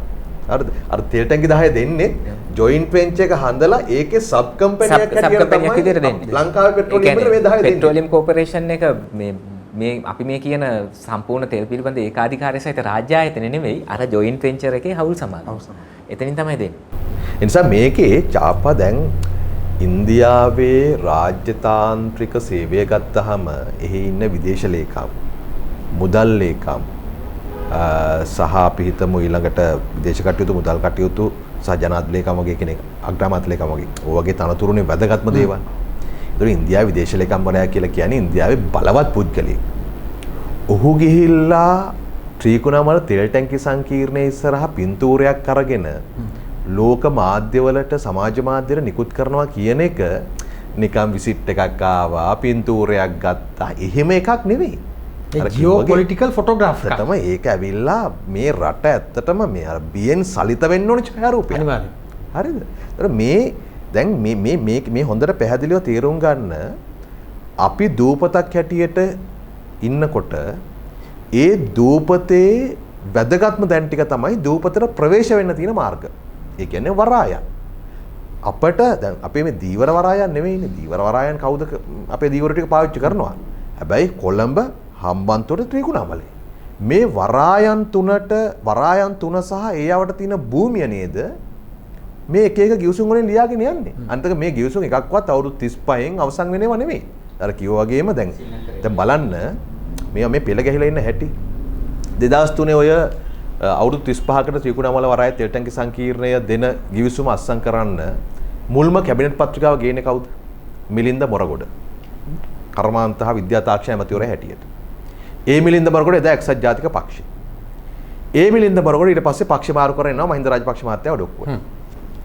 මිලින්ද මොරගොඩ කියලා කියන්නේ ඔහුගේ බිරිඳ ඇමරිකානු ජාතික කාන්තාවක්, ඒ නිසා ඇමරිකානු පුරවැසිනියක්. ඒ නිසා මිලින්දරත් හම්බ වෙනවා ඇමරිකානු පුරවැසි භාවය. මිලින්ද ඉපදෙන්නේ වොෂින්ටන් වල. වොෂින්ටන් වල. ඉපදෙන්නේ වොෂින්ටන් දරුවෙක්. ඒ මිලින්ද මේ ආණ්ඩුව ආවට පස්සේදී ඉන්දියාවේ ශ්‍රී ලංකා මහා කොමසාරිස් ධූරයට පත් වෙනවා. ඔහු යන්නේත් කැබිනට් බලතල සහිත මහා කොමසාරිස් කෙනෙක් හැටියට. ඒ මිලින්ද ඉන්න කාලේ තමයි දැන් මේ ශ්‍රී හර්ෂවර්ධන ඇවිල්ලා අර තෙල් ටැංකි සංකීර්ණයේ නීත්‍යානුකූලව පවර ගැනීම සඳහා මෙතරම් මැදිහත් වීමක් කරන්නේ. සහ මේ නලින්ද දැන් ඔය මිලින්ද මොරගොඩ කියන්නේ ආපහු පාත් ෆයින්ඩර් ෆවුන්ඩේෂන් එක. චීනය, ඉන්දියාව, ඇමරිකාව එකට වැඩ කරන මෙහෙයුම් මහමොලකරු තමයි පාත් ෆයින්ඩර්. ඒ නිසා මේවා මේ නිකන් සිදුවීම් පෙළ ගැහෙනව නෙවෙයි. දැන් අපි මේ මම දැක්කා ගම්මන්පිලෙන් පාර්ලිමේන්තුව යනවා කොයිද පෙන්වන්න මේ 2023 හරි 24 හරි මේව අහෝසි වෙනවා කියලා තැන පෙන්වන්න කියලා. වෙන මොකුත් නැහැ. තෙල් ආනයන බලපත්‍රය අහෝසි වෙනවා ඉන්දියන් ඔයිල් කම්පැනිට දීලා තිබුණු 2023 දෙසැම්බර් 2024 තමයි ඒගොල්ලෝ ජනවාරි ඔපරේෂන් පටන් ගත්තේ. තෙල් ආනයන බලපත්‍රය අපි දික් කරේ නැත්නම් ඉන්දියාවට තෙල් ගේන්න බෑ. තෙල් ගේන්න බැයි නම් තෙල් ගබඩා කරන්න හරි CPSTL එකේ 3න් එකක් ඒගොල්ලන්ට අයිති වෙන්න ඕනත් නැහැ. ඒකම ප්‍රමාණවත් මේ අවුරුදු 35 අපි කියන්නේ මේක බදු ගිවිසුම අත්සන් කරන නිසා ගිවිසුම නීත්‍යානුකූල නැහැ කියලානේ. ඒ ගිවිසුම වුණත් ඔතනින් අවලං කරන්නට මේක ඕනනම් හේතු කරගන්න පුළුවන්. අනිවාර්යයෙන්. දැන් ආණ්ඩුව ගම්මන්පිල ඇමතිවරයා ඉන්නේ රට පැත්තේ නම් මේක අහෝසි කරන්න ඕන තරම් දේවල් තියෙනවා. හැබැයි ඔහු ඉන්නේ ඉන්දියාව පැත්තේ නම් ඔහුට ওই කතාව කියාගෙන යන්න පුළුවන්. නං නෙවෙයි. ඔව්. චන්ද්‍රිකා කුමාරතුංග මහත්මියගේ කාලේ ඔය CPSTL එක හදද්දි කළේ ඇත්තටම පෙට්‍රෝලියම් කෝපරේෂන් එක සතුව තිබුණු ඉන්ධන පිරවුම් හල් ටිකයි මුතුරාජවල තෙල් ටැංකි ටිකයි නල පද්ධතියයි ඔය ටික එකට එකතු කරලා CPSTL කියලා කම්පැනියක් හැදුවා. හදලා ඒගොල්ලන්ගේ ප්ලෑන් එක තිබුණේ 3න් එකක් දෙනවා සංස්ථාවට, 3න් එකක් දෙනවා IOC එකට, ඉතුරු 3න් එක දෙනවා ಭಾರತ್ ඔයිල් එකට. ඔහොම තමයි සැලැස්ම තිබුණේ. ඒකට ලොකු සටනක් ගියාට පස්සේ තමයි ಭಾರತ್ ඔයිල් එකට 3න් එක නොදී දැන් තියෙන තත්ත්වය තියෙන. ඒ කියන්නේ කෝපරේෂන් එකට 3න් 2කුයි IOC එකට 3න් 1කුයි කියන කතාව ආවෙත් ලොකුවට ඒකට සටන් කරලා. ඒ කියන්නේ 3න් එක දෙන්නම මහා භාණ්ඩාගාරයට තියාගෙන හිටියා. නේද? ಭಾರತ್ ඔයිල් එකට දෙන්න කියලා තියන් හිටිය එක දෙන්න දුන්නේ. PB ජයසුන්දර ජනාධිපති PB ජයසුන්දර. දැන් ලේකම්වරයා. ඊට පස්සේ දැන් IOC එකට ඔය 3න් එක දුන්න එකේ නීතිය ප්‍රශ්නයක් තියෙනවා. ඒ කියන්නේ ඒක නීත්‍යානුකූලව දීලා නැහැ. හරිනම් දැන් පවර ගන්න ඕනේ. මේ බලහත්කාරය හරිනම් දැන් පවර ගන්න ඕනේ. නමුත් දැන් පවර ගන්න නැහැ කියන්නකෝ ඉන්දියාව තරහ කරගෙන බැරි නම් තෙල්ලානායන බලපත්‍රය අවසන් වෙනවානේ 2023 දෙසැම්බර්. ඊට පස්සේ මේක නවත්තන්න ඕනේ. ඊට පස්සෙවත් මේක නවත්තන්න ඕනේ. මොකද දැන් ලේසි වැඩක් නෙවෙයි අවුරුදු 30ක්නේ. හොඳටම ප්‍රමාණවත් අවුරුදු 30 දැන් මේක නවත්තන්න. මොකද මේක හරි පැහැදිලි. ඉන්දියාව ඉඩ දුන්නත් උදේ ගම්මන් පිළිඩ දෙයි. මේක හරි පැහැදිලි. ඉන්දියාවට ලංකාවේ තෙල් ටැංකිය ඕනේ නැහැනේ ගබඩා කරගන්න. දකුණු ඉන්දියාවට තෙල් සපයන්නද මේ ගබඩා කරගන්න. අනිත් එක මේ තියෙන්නේ ත්‍රිකුණාමල වරාය ජැටිය ආසන්නයේ තිබෙන ත්‍රිකුණාමල වරාය පාලනය කරන්න පුළුවන් ඉඩමක අයිතිය. මේ මිලිටරි බේස් එකක්. මිලිටරි බේස් එක පවත්වාගෙන යාම සඳහා වෙච්ච මැදිහත් වීමේ සිද්ධ කරමින් යන්නේ. හරි. ඒකෝට දැන් ඒගොල්ලෝ පාවිච්චි කරගන්නවත් චීනට දුන්නානේ හම්බන්තොට වරාය. ඒ නිසා අපිටත් දීපම් මේක. දකුණු ජැටිය දුන්නානේ කොළඹ වරායේ චීනට අපිට දීපම් බටහිර පර්යන්තය. බටහිර ජැටිය දි කරගන්න. මේකනේ යන්නේ. ඒතකොට දැන් කෙරවල පිටිය බලාගාරය ඇතුළෙත් මේ අර ඩොලර් බිලියන 3ක ගනුදෙනුව ASCII මේක තව එකක් තියෙනවා. ඒ තමයි ෆ්ලෝටිං ස්ටොරේජ් එක සහිත නැව ස්ථිරව කොළඹ වරායේ නතර කරලා තියන්න ඇමරිකාවට බලයක් හම්බ වෙනවා.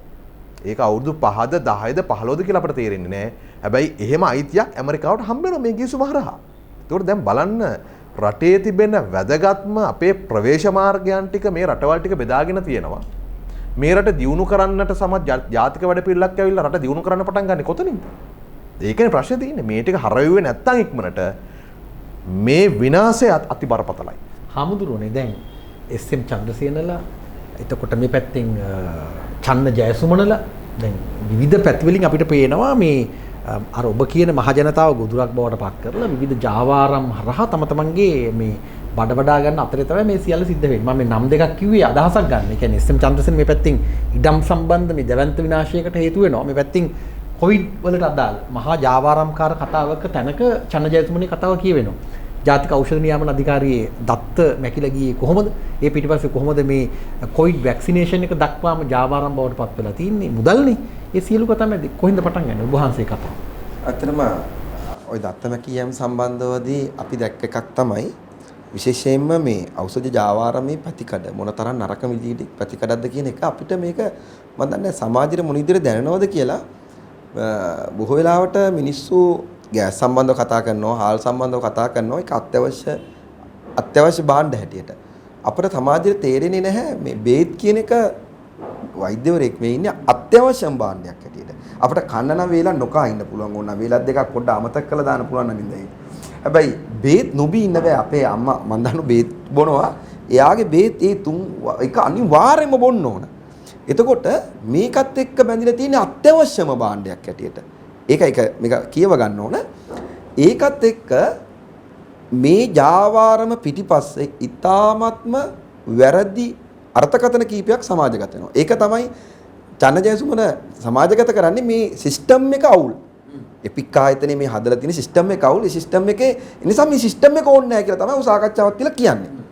එතකොට දැන් ජනාධිපතිවරයා පත් වෙන්නේ දැන් අපේ යාල්පනකදී ක්‍රමවේදයක් තියෙන රට ඇතුලේ. ඒක නිසා එතුමා පැහැදිලිව එතුමාගේ අර සෞභාග්‍ය දෙයක් කියනවා මේක සිස්ටම් කරනවා කියලා.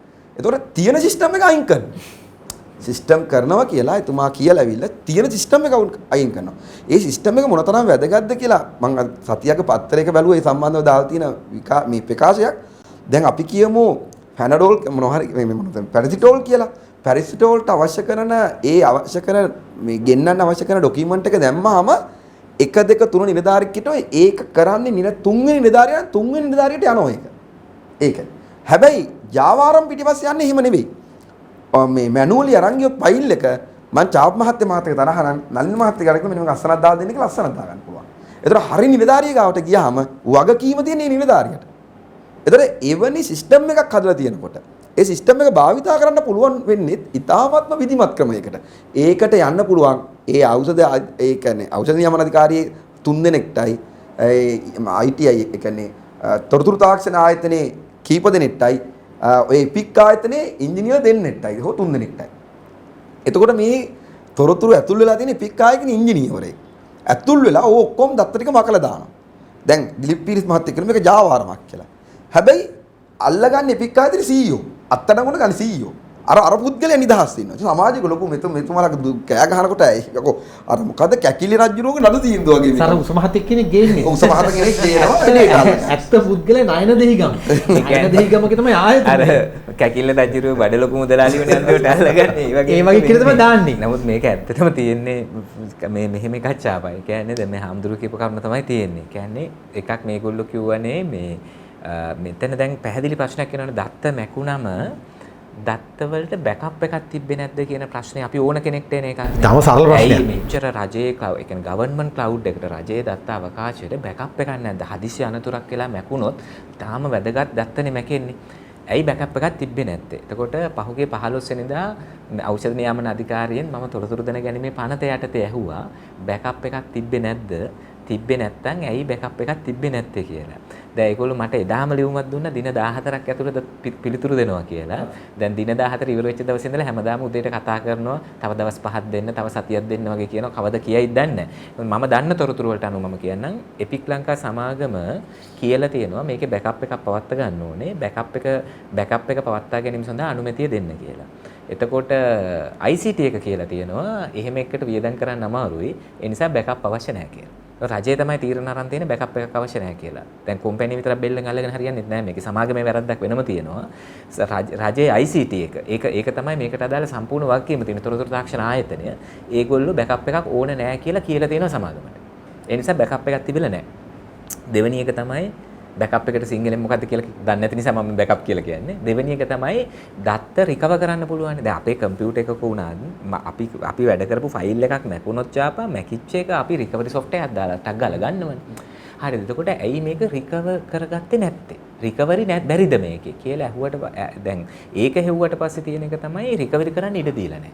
ඒ කියන්නේ මේක මැකිච්ච ගමන් මේගොල්ලෝ කරලා තියෙන්නේ අධිකරණයේ තහනම් නියෝගයක් අරගෙන තියෙනවා. කිසිම කෙනෙකුට මේකට ඇතුල් වීම තහනම් කරලා. ඇත්තටම කරන්න තිබුණේ ඉක්මනින්ම විශේෂඥයෝ කවුරු හරි යොදවලා රිකවර් කරන්න try කරන්න මැකිච්ච වෙලාවට. ඒක උදාහරණයක් පොඩ්ඩක් මේකට ලියුමකින් දුන්නා අපි රිකවර් කරන්න හાર્ඩ් කොපි එකේ ඩිස්ක් හાર્ඩ් කොපි එක දෙන්න ITI එකට දෙන්න පාස්වර්ඩ් එක දෙන්න අවසර නමුත් ඒක දුන්නේ නැහැ විතරක් නෙමෙයි. ඒ දුන්නේ නැත්තේ චන්න ජයසුමන මහත්මයා මීටින් එකක් අරන් කිව්වා නෑ මේක తాවකාලිකව මේ සිස්ටම් එක නතර කරමු. හරි අසාමාන්‍යයි නේ මේක කියන්නේ. දැන් ඊට පස්සේ තව එකක් වෙනවා පුදුර කැලක් අඩුයි. ඕක වෙලා ඊට පස්සේ මේක අප්ඩේට් කරන්න දෙන්න. අන්න ඊට පස්සේ වෙන්නේ මම ඒක කියන්න හැදුවා. ඊට පස්සේ වෙච්ච දේ තමයි ඔන්න අධිකරණ නියෝගය ඉවත් කරගත්තා. ඒගොල්ලොම නීතිඥයන්ට කියන අධිකරණ නියෝගය ඉවත් කරා. ඉවත් කරපු දවසේ මුලින්ම කරන්න තිබුණේ මේක රිකවරි කරන එක නේ එහෙමනම්. ඒ වෙනුවට මේගොල්ලෝ කරේ මේක රීස්ටාර්ට් කරා. රීස්ටාර්ට් කිරීමේදී තව ගවර්න්මන්ට් වෙබ්සයිට් ගණනාවක් වැටිලා. හරිද? ඒ කියන්නේ සාමාන්‍යයෙන් දැන් මම විෂයක් විදිහට IT ඉගෙනගෙන නැහැ. අපි ඉස්කෝලේ ඉන්න කාලේ ස්කූල් සිලබස් එකේ IT විෂය තිබෙන්නේ නැහැ. අපි ඉගෙන ගන්න කාලේ. අපි IT දන්නේ නැහැ. අත ගාලානේ දන්නේ කම්පියුටර් අත ගාලා තමයි දන්නේ. නමුත් අපි දන්න චූටි පොඩ්ඩටත් අපිට තේරෙනවා ප්‍රශ්නයක් වෙලා තියෙන සර්වර් එකක් රීස්ටාර්ට් කරන්න හොඳ නැහැ කියලා. සාමාන්‍යයෙන් ඒකට ඉංජිනේරුවෝ වෙන්න ඕනේ නැහැ. ඒක දන්නවා. එතකොට මේක මුළු ක්‍රියාවලිය සැකසහිතයිනේ. ඇයි බෑකප් එකක් තියාගත්තේ නැත්තේ? ඇයි රිකවර් කරන්න ඒ වෙලාවේ ෂණික පියවරක් නොගත්තේ? ඇයි දෙවෙනි වටේදී රිකවර් කරන්න කියලා ගිහිල්ලා රීස්ටාර්ට් කරලා තිබ්බ ටිකත් මකලා දැම්මේ ඇයි? ඊටත් වඩා සැකම කරුණ මොකක්ද දන්නවද? ඖෂධ නියාමන අධිකාරියේ විසිට් එකකට කියලා ගියා කෝකිලා ගුණවර්ධනයි වසන්ත යාපයි ඔන්න ඔය සෙට් එකක් ගියා. හරිද? ගිහිල්ලා ඒගොල්ලෝ ඇවිල්ලා මාධ්‍ය හමුවක් තිබ්බා. මාධ්‍ය හමුවක් තියලා ඒගොල්ලෝ කිව්වා කිසි දෙයකට බය වෙන්න එපා. කොවිඩ් වලට අදාළ කිසිදු දත්තයක් මේකේ මැකිලා නැහැ. මොකද දත්ත ගබඩාවට කොවිඩ් ඖෂධ සහ වෛද්‍ය උපකරණ ඇතුල් කරලා නැහැ. ඔක්කොම මැනුවලි කොලේ ලියලා තියෙන බ්ලොග් එකක. ඒ කියන්නේ ඉතුරු අපිට හෙම්බිරිස්සාවක් හැදුනම ගන්න බෙහෙත් ටික ඩේටාබේස් එකට දානවා සිස්ටම් එකට. මෙච්චර ගෝලීය වසංගතයක් ආපු වෙලාවේ තඩි පොතක් තියාගෙන ලියලා කියලා මේගොල්ලෝ කියන්නේ. ඒ කියන්නේ ඒ කරන එක හරි පැහැදිලි. ඒ කට්ටියත් ඇවිල්ලා කිව්වේ නිකම් මේ තන ප්‍රෙස් කිව්වා නෙවෙයි. රජයේ ප්‍රවෘත්ති දෙපාර්තමේන්තුවේ නිල වශයෙන් කරන ප්‍රකාශයක් තමයි ප්‍රෙස් එකක් කළේ. එතකොට ප්‍රශ්නේ තියෙන ජාපා මෙන්න මේක. ප්‍රශ්නේ තමයි දැන් මේගොල්ලන්ට දැන් පුළුවනි අර තිබ්බ ඇත්ත දත්ත ටික මකලා මෙන්න අපි ගාව තිබුණ මැනුවල් දත්ත කියලා ඕන කඩදාසියක් පෙන්වන්න පුළුවන්. මොකක් පෙන්වුවත් අපිට පිළිගන්න මේක තමයි කියලා. දැන් අපි දන්න තොරතුරු වලට අනුව නම් රැපිඩ් ඇන්ටිජන් කිට් ලංකාවට ගෙන්නන එකට අදාළ ලයිසන් එකක් තිබිලා නැහැ. ලයිසන් එකක් තිබිලා නැහැ. නමුත් එක සමාගමකට ඒකාධිකාර බලයක් දීලා තියෙනවා මේවා ගෙන්නන්න අන්තිම අසාධාරණ මිලකට. අයුක්ති සහගත මිලකට මෙච්චර ගෝලීය වසංගතයක් තියෙන වෙලාවේ පරම්පරා 4-5කට සමහරු හම්බ කරගත්තා. මේ මිනිස්සු මැරෙන්නේ. අර MRI කඩා වැටීම ජයරුවන් බණ්ඩාරගේ පරණ කතා ඔක්කොම එකිනෙක සම්බන්ධයි ඉන්ටර්කනෙක්ටඩ්. ඊට පස්සේ දැන් තියෙන එක තමයි මේ මුළු කතාවම දැන් වහත හැකි. දැන් ඒක ආය ඔයාලට හම්බෙන්නේ නැහැ එළියට. දැන් ආණ්ඩුව ඔය හාල් මිල සම්බන්ධ කියනකොට තරඟකාරී මිලක් ගේන්න ඕනේ කියලා තරඟකාරී ආයතන එන්න ඕනේ කියලා. දැන් මේක එහෙම නැහැ. මේකේ නැතුව තනි කෙනෙකුට ඒකාධිකාරියක් ලබා දුන්නා. අනිත් එක අර ඉංජිනේරුවා ගැන ඔබ දන්නවද? ඒ ඉංජිනේරුවා නාවක හමුදාවේ වැඩ කරපු කෙනෙක්. එයා එපික් ලංකා සමාගමේ සේවයට ඇවිල්ලා අවුරුදු 2යි. කෙටි කාලයක්. දත්ත මැකෙන්නේ ජුලයි මාසේ 9 වෙනිදා මට මතක විදිහට.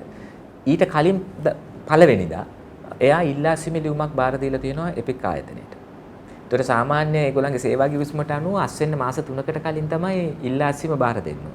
හරිද? ඒතර අස්සීම බාර දුන්නාට පස්සේ මාස 3ක් ආයතනේ වැඩ කරනවා. ඒ අතර තමයි දත්ත ටික මැකෙන්නේ. නමුත් එයා ආයතනේ සේවකයෙක් නෙවෙයි ආයතනේ නිල වශයෙන් ඉල්ලාස්සු කෙනෙක්. හරිද? එයා ඊළඟට සේවයට යන්න නියමිතව ඉන්නේ. එයාට ඊළඟට එයා රස්සාවට යන්න නියමිතව තියෙන්නේ බම්බලපිටියේ IT ආයතනයක. ඒ IT ආයතන හිමිකරුවා ඖෂධ ගෙන්වීමටත් මැදිහත් වෙන කෙනෙක්. හරිද? එතකොට මේ ඉංජිනේරුවා එපික් ලංකා ආයතනයේ සේවයට එන එකයි. ඊටාම කෙටි ඉතිහාසයක් යාට තියෙන. ආයතනය ඇතුලේ ලොකු ඉතිහාසයක් නැහැ. එන එකයි. එයා අස් වෙන්න තීරණය කරන එකයි. ඒ අස් වෙනකොටම එයාට වෙන තැනක රස්සාවක් හම්බෙන එකයි. ඒ හම්බෙන රස්සාවත් එක්ක ඖෂධ ආනයනය බැඳිලා තියෙන එකයි. එයා අස් වෙලා ඉන්න තත්වයක් ඇතුලේ මහරෑ එකට ක්ලවුඩ් එකට ඇතුල් වෙලා පැය 7ක් තිස්සේ මකලා හරිද? ඒක කරන එකයි ඒ පුද්ගලයාව CID එක. CID එක අර පහන් තුඩාවේ ජෝඩුවක් මේ ෆිල්ම් එකක් හැදුවා කියලා ඩෙඟා නැටුවා මෙතන. බ්‍රේකින් නිවුස් ගැහුවා. හරිද? උදේ මන් ටීවී බලද්දි ඔන්න දවල් යනවා 11ට විතර නිවුස් එකක් තරුණිය හඳුනා ගැනීම. ඊට පස්සේ පැය දෙකකින් යනවා තරුණිය වහා අත්අඩංගුවට. රෑ නිවුස් එක යනවා තරුණයවත් හඳුනා ගැනීම. ඔන්න ඔහම බ්‍රේකින් නිවුස් ගගා CID එක නැටුවේ ඕකට.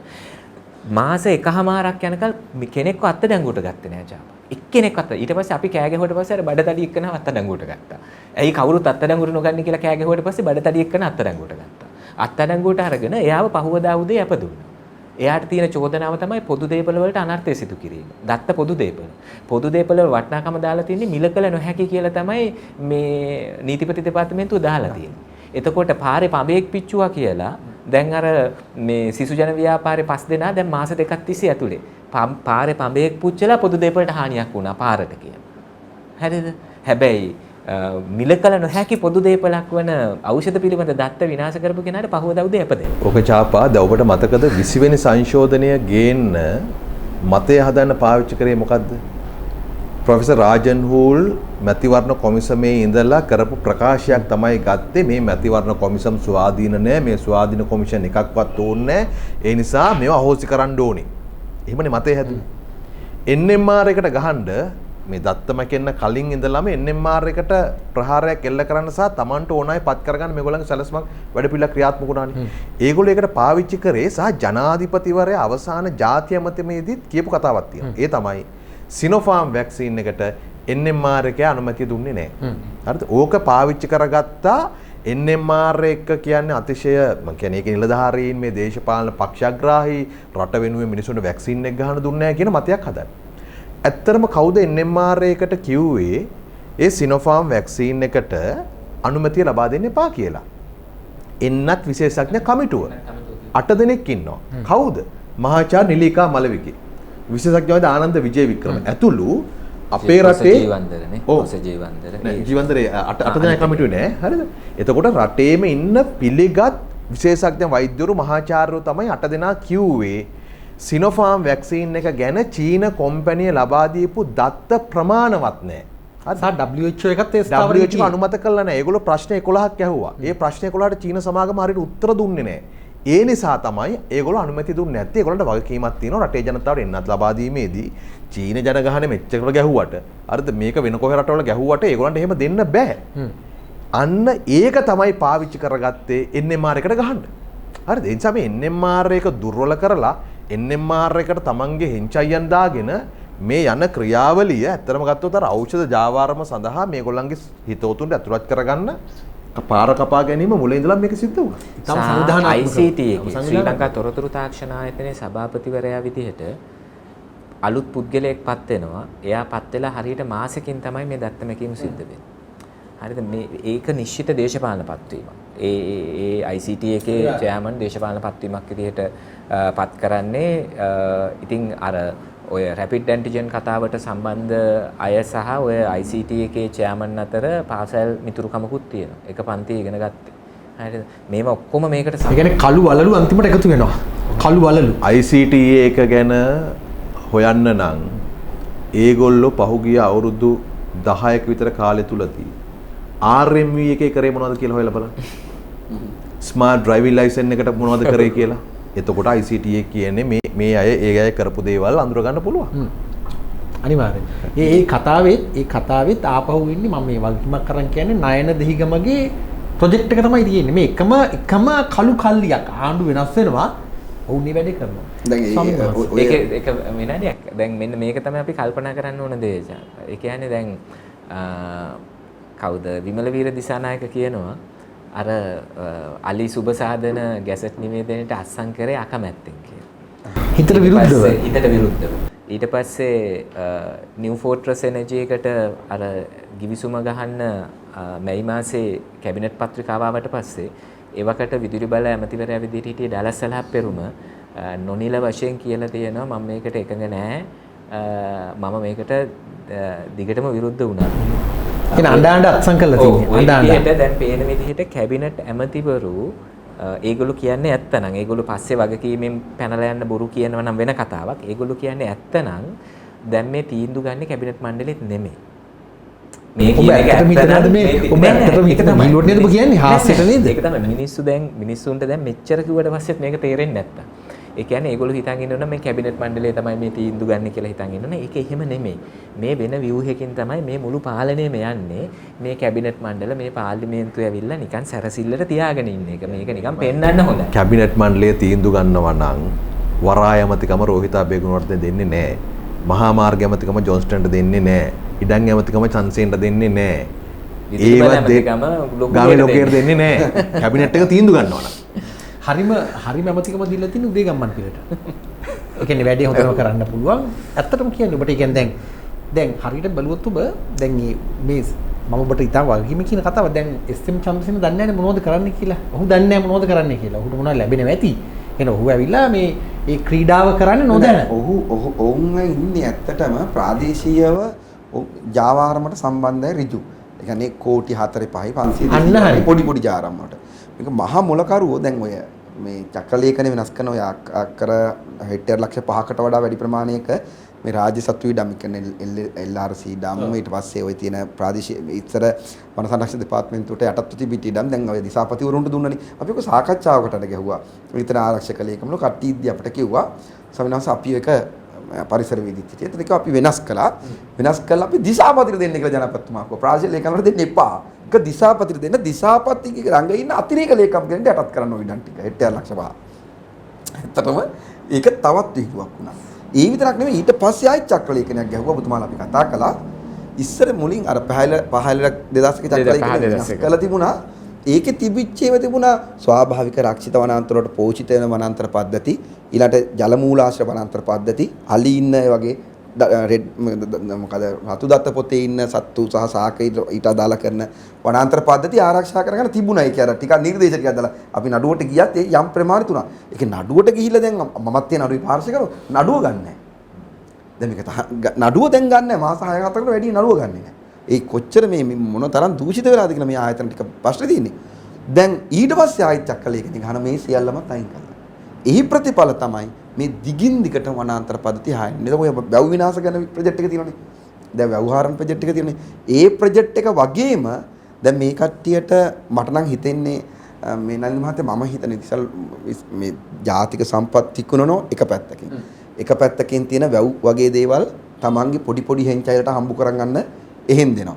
වැව් සහ ওই පොඩි මේ වනාන්තර ඉඩම් කැලේ ටික ගස් ටික කපා ගන්න වැල් ටික ගොඩ දාන එක ඊට තවත් සමාගම් වල එක්ක ප්‍රධාන වශයෙන් විමල් විරවංශ මහත්තයලා එහෙම දැන් විමල් විරවංශ මහත්තයා රෙඩ් රොක් එක කපනවා. එතුමාට මම පෞද්ගලිකවත් කතා කරලා කිව්වා මේක නතර කරන්න. රෙඩ් රොක් එක කියලා කියන්නේ ලංකාවේ තියෙන ස්ථාන හතක් තියෙන ඉතා ලස්සනම සොඳුරුම දැකුම්කලු ස්ථාන හතක්. ඔය තපස් බල්ලුක ආපු මේ මොකක්ද කියන්නේ වරාය. ඒ පුරාවිද්‍යා ස්ථානයක්. තාම නට අවශේෂ තියෙනවා. ඒ විතරක් නෙමෙයි ඉතාමත්ම ලස්සන පාරිසරික භූමියක්. ඕක 1980 ගණන් වල වගේ මම හිතන්නේ මේ තරුණ සේවායකට අරන් තියෙන ඉඩම නිලාවේරියේ තියෙන. දැන් මේකේ විමල් වීරවංශ මහත්තයා ඡන්දෙට උදව් කර පුද්ගලයට දීලා තියෙන කිසිම ටෙන්ඩර් කැඳවීමකින් තොරව ඒකේ තියෙන khනිජ වල ටික කපලා ගිහිල්ලා විකුණ ගන්න. දැන් ඒක දිනපතා කපනවා.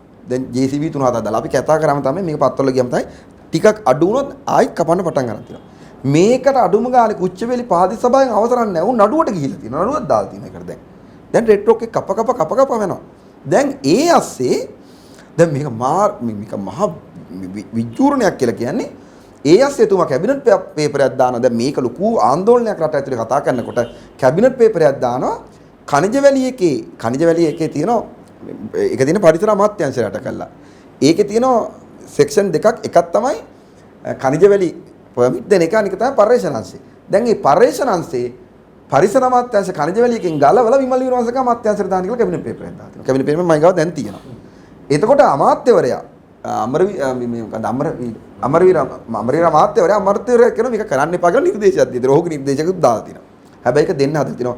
ඇව්වහම කියනවා කෙන්යා සමාගමක් ඇවිල්ලා නිලාවේරි ඉඳලා දිගටම මේ කැණිජ වල ටික කපන්න දැන් දින 40 ගාණක් ඉන්නවා කන්තලේ තියාගෙන මැෂින් ටික තියාගෙන මේ අනුමැතිය අවසන් වෙලා විමල් වීරවංශ අමාත්‍යවරයාගේ අමාත්‍යන්තර එනකන් මේක කපන්න.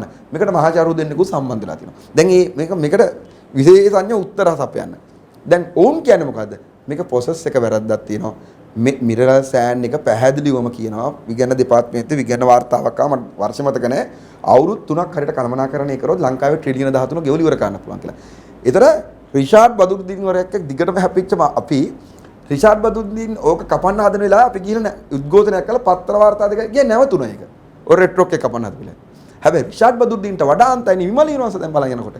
ඒ කියන්නේ කොච්චර කතා කරන්නේ නතර කරන්නේ දේශපාලන සලුපිලිපෙලාගෙන ඒක ඇස්සේ ජාතිකවාදී සටනක් ඇස්සේ මේක පෙන්නගෙන ඉట్లా දැන් ඊට වඩා විනාශයක් මේක ඇස්සේ කරන්න පටන් ගන්න තියෙනවා. දැන් ඒක අපි දිගටම පෙන්නුවා. දැන් අපි ඔන්න වෘත්තීය සමිතියත් එක්ක සාකච්ඡා දැන් මේ දවස් සාකච්ඡා කරලා දැන් තව නඩුවකට යන ලෑස්ති වෙනවා. දැන් නඩුවකට ගියත් වැඩක් එන්නේ නැහැ. කියන දේ ඇහෙන්නේ නැහැ. අහුම්කම් දෙන්නේ නැහැ. ගණන් ගන්නේ නැහැ. උසාවියකට කියන නඩුවක් එන්නේ නැහැ. පද්ධතියම තියෙන ජනාධිපතිවරයා යතේ දැන්. සමත කරන්න එපා. මේ පාරිසරික පද්ධති විනාශ කරන අපි කෑ ගහලා කියනවා මිනිසුන්ට ඇහෙනවද නැද්ද කියලා අපි දන්නේ නැහැ. මම දන්නේ නැහැ කොහින් පටන් අරන් කොහින් ඉවර කරන්නද. චාපා ඊළඟට දැන් මේ හාමුදුරුවෝ දිගටම ඊටම් ප්‍රශ්න මතු කරා. දැන් අපි කවුරුවත් කාබනික වගාවට විරුද්ධ කට්ටිය නෙවෙයිනේ. දැන් හාමුදුරුවෝ කාබනික වගාව පරිශ්‍රණ මට්ටමින් කරනවා. අපි පක්ෂ අපේ කණ්ඩායම මෙහෙම කරනවා. අපි හැමෝම ඒ වෙනුවෙන් පක්ෂපාතී. ඔබ එදා ඉඳන් සටන කරනවා. අපි හරිත විප්ලවය දැන් ඔබට පේනවද මෙතන මම මේ සංවාදයට ඇවිල්ලා මම අපි එක සැරයක් කතා කරා ගම සමග පිළිසඳරේ රෝඩ් මැප් එක බැලුවාම රක්ෂිත වනාන්තර ටික තමයි සුද්ධ කරගෙන යන්නේ කියලා. අනිවාර්යයෙන්. ඒකට ලොකු විරෝධයක් ආවනේ ඇත්තටම. ඒක නතර වුණා. ඈ? ගම සංඝ පිරිසඳ නතර ඒ වුණා. හාමුදුරුවෝ වැඩේ ඉවරයි. ඔව්. ඒ ගම හරිද? සංඝ ඒකෙන් කරගන්න පුළුවන් ප්‍රොජෙක්ට් එක ඉවරයි.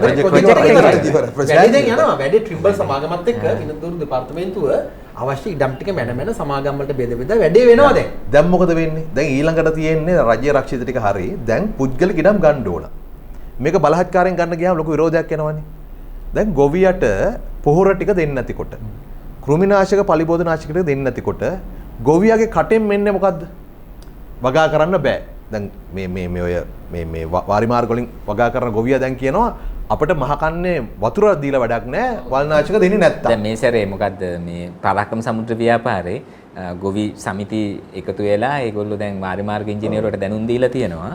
පොහොර දෙනවද කියන එක හරියට ස්ථිර කරන්න. එහෙම නැත්නම් වතුර එවන්න එපා කියලා. හරිද? එතකොට දැන් ගොවියාගේ පැත්තෙන් ඒක ඇවිල්ලා තිනවා. අපේ රටේ බඩේරික වගා කරන මොන්රාගල අම්පාරේ ගොවියා මම දන්න හැටියට මේ සැරේ බඩේරිඟු අරගෙන තියෙන්නේ බීජ 10%යි. රටට ගෙන ආපු බීජ වලින්. හරිද? එතකොට දැන් ඒගොල්ලොත් ඒක අතහැරලා යනවා. දැන් මේ ක්‍රමානුකූලව මොකද්ද වෙන්නේ? ගොවියා ලව්වා ගොවි බිම අත්හර ගන්නවා. ඉඩම් ටික ලෑස්ති කරලා ගන්නවා. ඉඩම් ටික ලෑස්ති කර ගන්නවා. කන්නයක් දෙකක් බලන් ඉන්න පුළුවන් පෝර ලැබෙයි කෘමිනාශක ලැබෙයි වගා කරන්න කියලා. ඒ බලාපොරොත්තුව දිගට ඉන්න බෑ. කණ්ඩ බොන්න ඕන මිනිස්සු දරුවෝ ඉස්කෝලේ යවන්න ඕන. ඊළඟට මොකද්ද මේ මිනිස්සුන්ට තියෙන විකල්පය? විකල්පය හදනවා රයිට්. ඉඩම බදු දෙන්න. නැත්තම් සින්නක්කරේට විකුණන්න. ඔන්න එතකොට අර සමාගම් ටික එනවා. මේ නිකන් නෙමෙයි. මේ අම්පාර දිස්ත්‍රික්කයේ ඉඩම් අක්කර 1,20,000ක් නිදාස් කරන්න සැලැස්ම හදලා තිබුණා. හරිද? ඒක එහෙමම කරගන්න බැරි වුණා.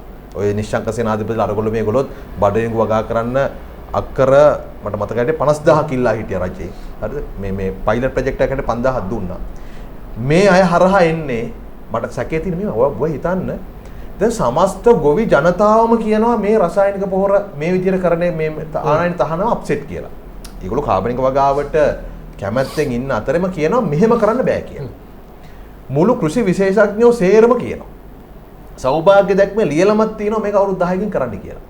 ඔබ හිතනවද ජනාධිපතිවරයාට ඒ ඉන්න නිලධාරි කීප දෙනාට නේ මහින්දානන්ද වගේ කට්ටියට මේක තේරෙන්නෙම නැහැ කියලා. ඒ තරම් මුරණ්ඩුකම අඩු ගන්න ඡන්ද දිහා බලාගෙන. හැබැයි මේක තීන්දුවේ ඉන්නවද ජනාධිපතිවරයා ඊයේත් මේ අර ගිහිල්ලා අනුරාධපුරේ 72 වෙනි හමුදා දිනේට කියන්නේ මේ තීන්දුව අරගෙන යනවා කියලානේ. ජනාධිපතිතුමා UN එකට ගිහිල්ලා කියන්නේ මේ තීන්දුවමයි. ඒතර ඇයි මේක නිකම් පෝර ප්‍රශ්නයක් විතරක් නෙමෙයි. මේක රසායනික යදොම් සම්බන්ධ ප්‍රශ්නයක් විතරක් නෙමෙයි. මේකේ කෙලවර තමයි ගොවියා ලව්වා ගොවියාගේ වගාබිම් ටික අත්හැර ගන්නවා. අන්න එතකොට සමාගම මේ නැවත මේ සමාගම් වලින් නැවත මේ MCC මැප් එකට අමතක කරන්න 1996 ලෝක බැංකුව වාර්තාවක් ආවනේ ලංකාවේ කෘෂි කර්මාන්තය පිළිබඳ ඉදිරි දැක්ම කියලා. ඒ වාර්තාවේ නිශ්චිතව ඒගොල්ලෝ යෝජනා කරන දේ තමයි සුළු පරිමාණ ගොවියා ගොවිතැනින් ඉවත් කරලා එයාට වෙනත් රැකියාව ලබා දෙන්න ඕනේ කියලා. ඒකට හේතුව විදිහට ඒගොල්ලෝ කියලා තියෙන්නේ මේ ගොවියා දිලිඳු තැනක ඉන්නේ. වගාවේ ඇතුලේ ගොවියට ආදායම හොයන්න බෑ. ඒ නිසා ගොවියව ගොවිතැනින් ඉවත් කරලා එයාව වෙන රස්සාවලට යවන්න ඕනේ. වඩා හොඳ ජීවන තත්ත්වයක් සහිත රැකියාවලට යවන්න ඕනේ. නිදහස් වෙන කෘෂිකාර්මික ඉඩම් සමාගම්වල මහා පරිමාණ කෘෂි කර්මාන්තය සඳහා දෙන්න ඕන. 96 තමයි වාර්තාවේ ඔක යෝජනා වුණේ. 96 ඉඳලා මේ දක්වා එක එක උත්සාහයන් දරුවනේ මේ දැන් ලංකාවේ නීතියක්ම තියෙනවනේ ගොවි ඉඩම් වෙළඳ බහන්න වෙලා නැහැනේ. ඔය ජය භූමි ස්වර්ණ භූමි මේ ඒ කිසිම ඔප්පුවක් ඒක කරන්න බෑ. ඒකට තමයි චන්ද්‍රිකාගේ කාලේදී 1998 දී ඉඩම් හිමිකම් ලියාපදිංචි කිරීමේ පනත ගෙනල්ලා ඔය බිම්සවිය ගෙනල්ලා විකිනිය හැකි ඔප්පුවක් ගොවියට දෙන එක. දැන් ඊළඟ ඔප්පුවක් නෙවෙයි ලෑන්ඩ් ටයිටල් එකක්. ටයිටල් එක දෙන එක. එතකොට එයාට මේක විකුණන්න පුළුවන්, උකස් කරන්න පුළුවන්. ඒක එතෙක් නොතිබුච්ච එකක්. ඊට පස්සේ දැන් ඊළඟ පියවර තමයි 2000 රිගෙනින් ශ්‍රී ලංකා එන කාලේ මේක ස්පීඩ් අප් කරන්න හැදුවා. හැබැයි සියල්ල 2009 වෙනස් වෙනවා. මතක තියාගන්න මේ MCC මැප් එකේ 2009 ඉතිහාස කතා දැන් ඉවරයි. මේ පුබුදු කියන කතාවනේ මේ චාපා ජනාධිපතිවරයා කටින් වචන වලින් පිට වෙන රසායනික පොහොර අනයින තහනම් තීන්දුව ගන්නකොට ඔහු කියන්නේ පොහොර ගෙන්නීම නතර කරලා ගොවියට මුදල් දුන්නත් පාඩුවක් නැහැ. මේ පොඩි නිවැරදි කිරීමක් තුන්දෙනාටම කරන්න ඕනේ. ජනාධිපතිවරයා රසායනික පොහොර ආනයනය නවත්තනවා කියලා කටින් කියලා ඊටම කිටි කාලෙකින් අග්‍රාමාත්‍ය මහින්ද රාජපක්ෂ අතිවිශේෂ ගැසට් පත්‍රයක් නිකුත් කරලා රසායනික ආනයනය ලයිස්තුවක් නීත්‍යානුකූල කළා. ඒ කොහෙවත් කියන්න එපා ආනයනය තහනම් කළා නැහැ. රසායනික පොහොර සහ යෙදවුම් ලයිස්තුවක් නීත්‍යානුගත කරලා තියෙන්නේ. නීත්‍යානුකූල කරලා තියෙන්නේ. ඒකෙදි වෙන ප්‍රශ්න මොකක්ද දන්නවද? එකක් තමයි දැන් ලබන කන්නේ අස්වැන්න සැලකිත ප්‍රමාණයකින් අඩු වෙන්න නියමිතයි. ඒ කියන්නේ මේක ප්‍රශ්න ගණනාවක්. එකක් තමයි ගොවිය ගොවිතැනින් ඉවත් වෙලා මේ ඉඩම කාට හරි විකුණලා දාන්න ඉඩ තියෙනවා. දෙවෙනි එක තමයි ඒකත් එක්ක ලංකාවේ ආහාර සුරක්ෂිතතාව බරපතල අර්බුදයකට යන නියම. දැනටමත් ප්‍රශ්නයක් තියෙනවා ලබන කන්නේ අස්වැන්න සැලක 100%කින් 30කින් හෝ අඩු වෙන්න ඉඩ තියෙනවා. ඒ අතර දැන් බඩේරිඟු නැවතිලානේ. මේ අවශ්‍ය කිමිකල් නැති නිසා බඩේරිඟු නැවතිලා. බඩේරිඟු නැවතිලා නිසා සත්ව ආහාර සඳහා හාල් පාවිච්චි වීමේ අවදානමක් තියෙනවා. එතකොට අස්වැන්නත් අඩු වෙලා අඩු වෙන අස්වැන්නෙත් සැලකියුතු කොටසක් සත්ව ආහාර සඳහා ලබා ගත්තොත් එහෙම මොකද ඒවට හොඳම නීති නෑ දැන්ට සත්ව ආහාර සඳහා මේක ලබා ගන්න එක නවත්තන්න. දැන්ට බඩේරිඟු වලින් තමයි ඒක බේරලා තියෙන්නේ. ඒක වුණොත් එහෙම සැලකියුතු සහල් හිඟයක් එනවා. සහල් හිඟේ එනකොට මේගොල්ලෝ ඊළඟට අනිවාර්යෙන් කරන එක තමයි පිටරටින් සහල් තොග ගෙන්නන එක. පිටරටින් සහල් තොග ගේනකොට ඒකට සමානුපාතිකව වීමිල පල්ලෙහාට වැටෙනවා. එතකොට මේක ASCII අමාරුවෙන් හරි සර්වයිව් වෙච්ච ගොවියෙක් ඉන්නෝ නම් ඊළඟ අවුරුද්ද වෙද්දී යා ගොවිතැන හදන්න. තා පොඩි කොටසක් උතන තියෙනවා සත්ත්ව පාලනය අපි අතාරිනවා. අර සිංහල බෞද්ධ බුදුදහම මේ කතාවක් දාලා දැන්ටමත් බීෆ් පිටරටින් ගේනවා. කටුනායක තියෙන විශාල zone එකක් නාමල් රාජපක්ෂල සම්බන්ධයි. ගව ඝාතනය නවත්තමු කියලා අපි මස් පිටරටින් ගේනවා. ඊළඟට සත්ත්ව පාලනය මේ නවත්තලා කුකුල් මස් ඇතුළු මස් වර්ග චීනෙන් ඉන්දියාවෙන් අපේ ලංකාවට ගෙන්නනවා. දැන් අර බුදුමහත්මයා කතා කරපු කාරණා කියනකොට මම ප්ලෑන් එකක් ගන්න හිතට දැනෙන අපි අවසාන වටේට ගමුද මේ වෙලාවත් යන්නේ ඔබ වහන්සේ අවසාන වටේට තමයි එතුමාගේ කාලේ කරේ මම ඒක පෙළ ගස්සනකොට මට දැනෙච්ච දෙයක් තමයි අද වසවිස නැති ගොවිතැන සම්බන්ධව අවුරුදු 8ක් 9ක් අපි අවුරුදු ගාණක් වැඩ කරපු කට්ටිය ඉතින් ඒ සම්බන්ධව යම් අත්දැකීමක් තියෙනවා. හැබැයි එතුමා පෙළ ගස්සනකොට මට තේරිච්ච දෙයක් තමයි එක අතකින් මේ දැන් මෝල් හිමියන්ගෙත් එක්ක කරන සටනක් තියෙනවනේ ආණ්ඩුව. ඒ සටන එක කොටස් දෙකකට බෙදලා තියෙන එකක් ආණ්ඩුව පැත්තේ කොටන මුන්ට දෙන්න ඕන කියලා ෂොට් එකක්. තව කොටසක් ඉන්නවා එහෙම නැතුව මැද මේක දිහා බලන් ඉන්න කොටසකුත් ඉන්නවා. එක පැත්තකින් මේ දැන් ආණ්ඩුව අනිත් පැත්තට හරව ගන්න පුළුවන් මේ මෝල් හිමියන්ට පාඩම උගන්න තමයි පිටරටින් හාල් ගේන්නේ කියලා. වගේ එකක්. ඒ කියන්නේ රට ඇතුලේ හදන්න පුළුවන් නේද? වීරයෙක් වෙනම හැදෙනවනේ. වීරයෙක් හැදෙන මුන්න දන ගස්සන්න ඕන මූට ඕන විදිහට දිනන්න බෑ. ඒකට මෝල් හිමියෝ සම්බන්ධයි සමහරක් වෙලාවට මේ සටනට. ඒක සමහරක් වෙලාවට මේ මහා විශාල පරාසය ඇතුලේ. කියන්නේ මේ පෙන්වන එක මොකද අර විදියට ගොවිතැන ඇතෑරෙනවා. ගොවිතැන ඇතෑරනකොට ඇත්තටම වසවිස නැතිව ගොවිතැන් කරන පිරිසක් ඉන්නවනේ අපිත් එක්ක. දැන් සම්බන්ධ කනෙක්ෂන් ටික තියෙනවා. ඊයේ පෙරේද දවසක මට ජනාධිපතිකම් කරන් කතා කළා අහනවා. ඒ ලිස්ට් එක දෙන්න පුළුවන්ද? එයාලත් එක්ක ටිකක් ඉන්ට් අවුට් එකක් කරන්න කියලා. මම කිව්වා ඒ ලිස්ට් එක දෙන්න බෑ. ඒ අහිංසක මිනිස්සුද? ඉන්න තරමක් කියන්න එපා. ඔව් ඒකේ ප්‍රශ්නේ තියෙන්නේ දැන් ඒ මිනිස්සු අර්බුදයකට අවිල්ලා තියෙනවා. ඒ මිනිස්සු අර්බුදයකට කියන්නේ දැන් මේ ගෙනල්ලා තියෙන තීන්දුවත් එක්ක මේ ජනාධිපතිවරයා මේ හදිසි ගත්ත මේ අමනෝක්ති තීන්දුවත් එක්ක අර තිබිච්ච පොහොර කියන්නේ ඒ තිබිච්ච කොම්පොස්ට් පොහොර නැත්නම් ඒ හදාගත්ත පොහොර සියල්ලම ලික්විඩ් එකයි දෙකම දැන් වෙළඳ භාණ්ඩ බවට පත් වෙලා ඒවයි ගුණාත්මක භාවය නැති වෙලා තියෙනවා. ඒ කියන්නේ දැන් අර පෝර ටික ගෙනල්ලා දිය කරලා ගත්තා නෑ. නමක් කියන්නේ තුයිමුකෝ. ඒක දිය කරලා ගත්තාම මේ පෝර කිලෝ එක නේද මහත්තයා වැලි තියෙන කෝප්ප ටික. මම කියන්නේ නම් කියන්නේ කියලා. ඒ කියන්නේ පෝර සමාගම කියන්නේ ඒ සමාගමකට වෙන. ඒතර ඒක නිසා එහෙම බලුවා මම එක පෙන්නුවත් එක ටීවී එකේ මේ එකක් තියෙන්නේ කියලා. දැන් ඒ මිනිස්සුන්ගේ ගොවිතැනත් එහෙම් පිටින් වැරලා. දැන් මේ පාර අපිට ගන්න තිබිච්ච අස්සයන් මම හිතන විදියට හරිය අඩක්ම අඩු වෙලා තිනවා. වස විසෙන් තොරව පාරම්පරික තමන්ගේ කුඹුරු ගොවිතැන් කරපු මිනිස්සුන්ගේ. දැන් පියවරද මහත්තයා මට ඊයේ කතා කළේ ඒ සම්බන්ධ ලොකු කොමිටුවක් තියෙනවා. මම කියනවා ආදුරනේ අපි දැඩි අර්බුදයකට ඇවිල්ලා තිනවා. උගන්වන්නවත් ගෙනියන පෝර ටිකක් නෑ දැන්. ලික්විඩ් එක එහෙම නැතුව තියෙනවා. මොකද දැන් ලික්විඩ් එක ගත්තාම පස්සේ සමහරක් අය හිතුවා දැන් ඒක හදන මේ අමුද්‍රව්‍ය ටික ලංකාවේ මේ ඔක්කොමද ඇති කියලා මට්ටමකට තියුණානේ දැන් ජනාධිපතිවරයා මුකුත් නැහැ. දැන් ඒ තිබිච්ච දේවල් ඔක්කොම ඉවරයි. දැන් හරියට මම උදාහරණයක් වශයෙන් ගත්තාම අර කොරෝනා හැදිලා වර්ධනය වුණාන් පස්සේ අපිට කිව්වා අර මේ දෙහිකොළ වගේ තියුණා මොනද මේ යකිනාරම් කැඳ බොණ්ඩ කියලා. දැන් අපේ ගම්වල යකිනාරම් ඇති වෙන තිබුණා ගස්වල මිනිස්සු ඒක අල්ලිවත් නැහැ ඕවන් තරම් හැදිලා. අවසානට අපේ පන්සලේ ආම්දුලා 8-9කට ඇදුනා. පස්සේ දැන් මම ගියා යකිනාරම් ගන්න. ගස්වල දඬු විතරයි තියෙන්නේ. කොළ ඔක්කොම මිනිස්සු හූරගෙන කාලා. දැන් මෙහිම ප්‍රතිපත්තියක් ආගමන් අර හදන්ච සම්පත් ටික ඔක්කොම ඉවර වුණා මහ පොළොවේ.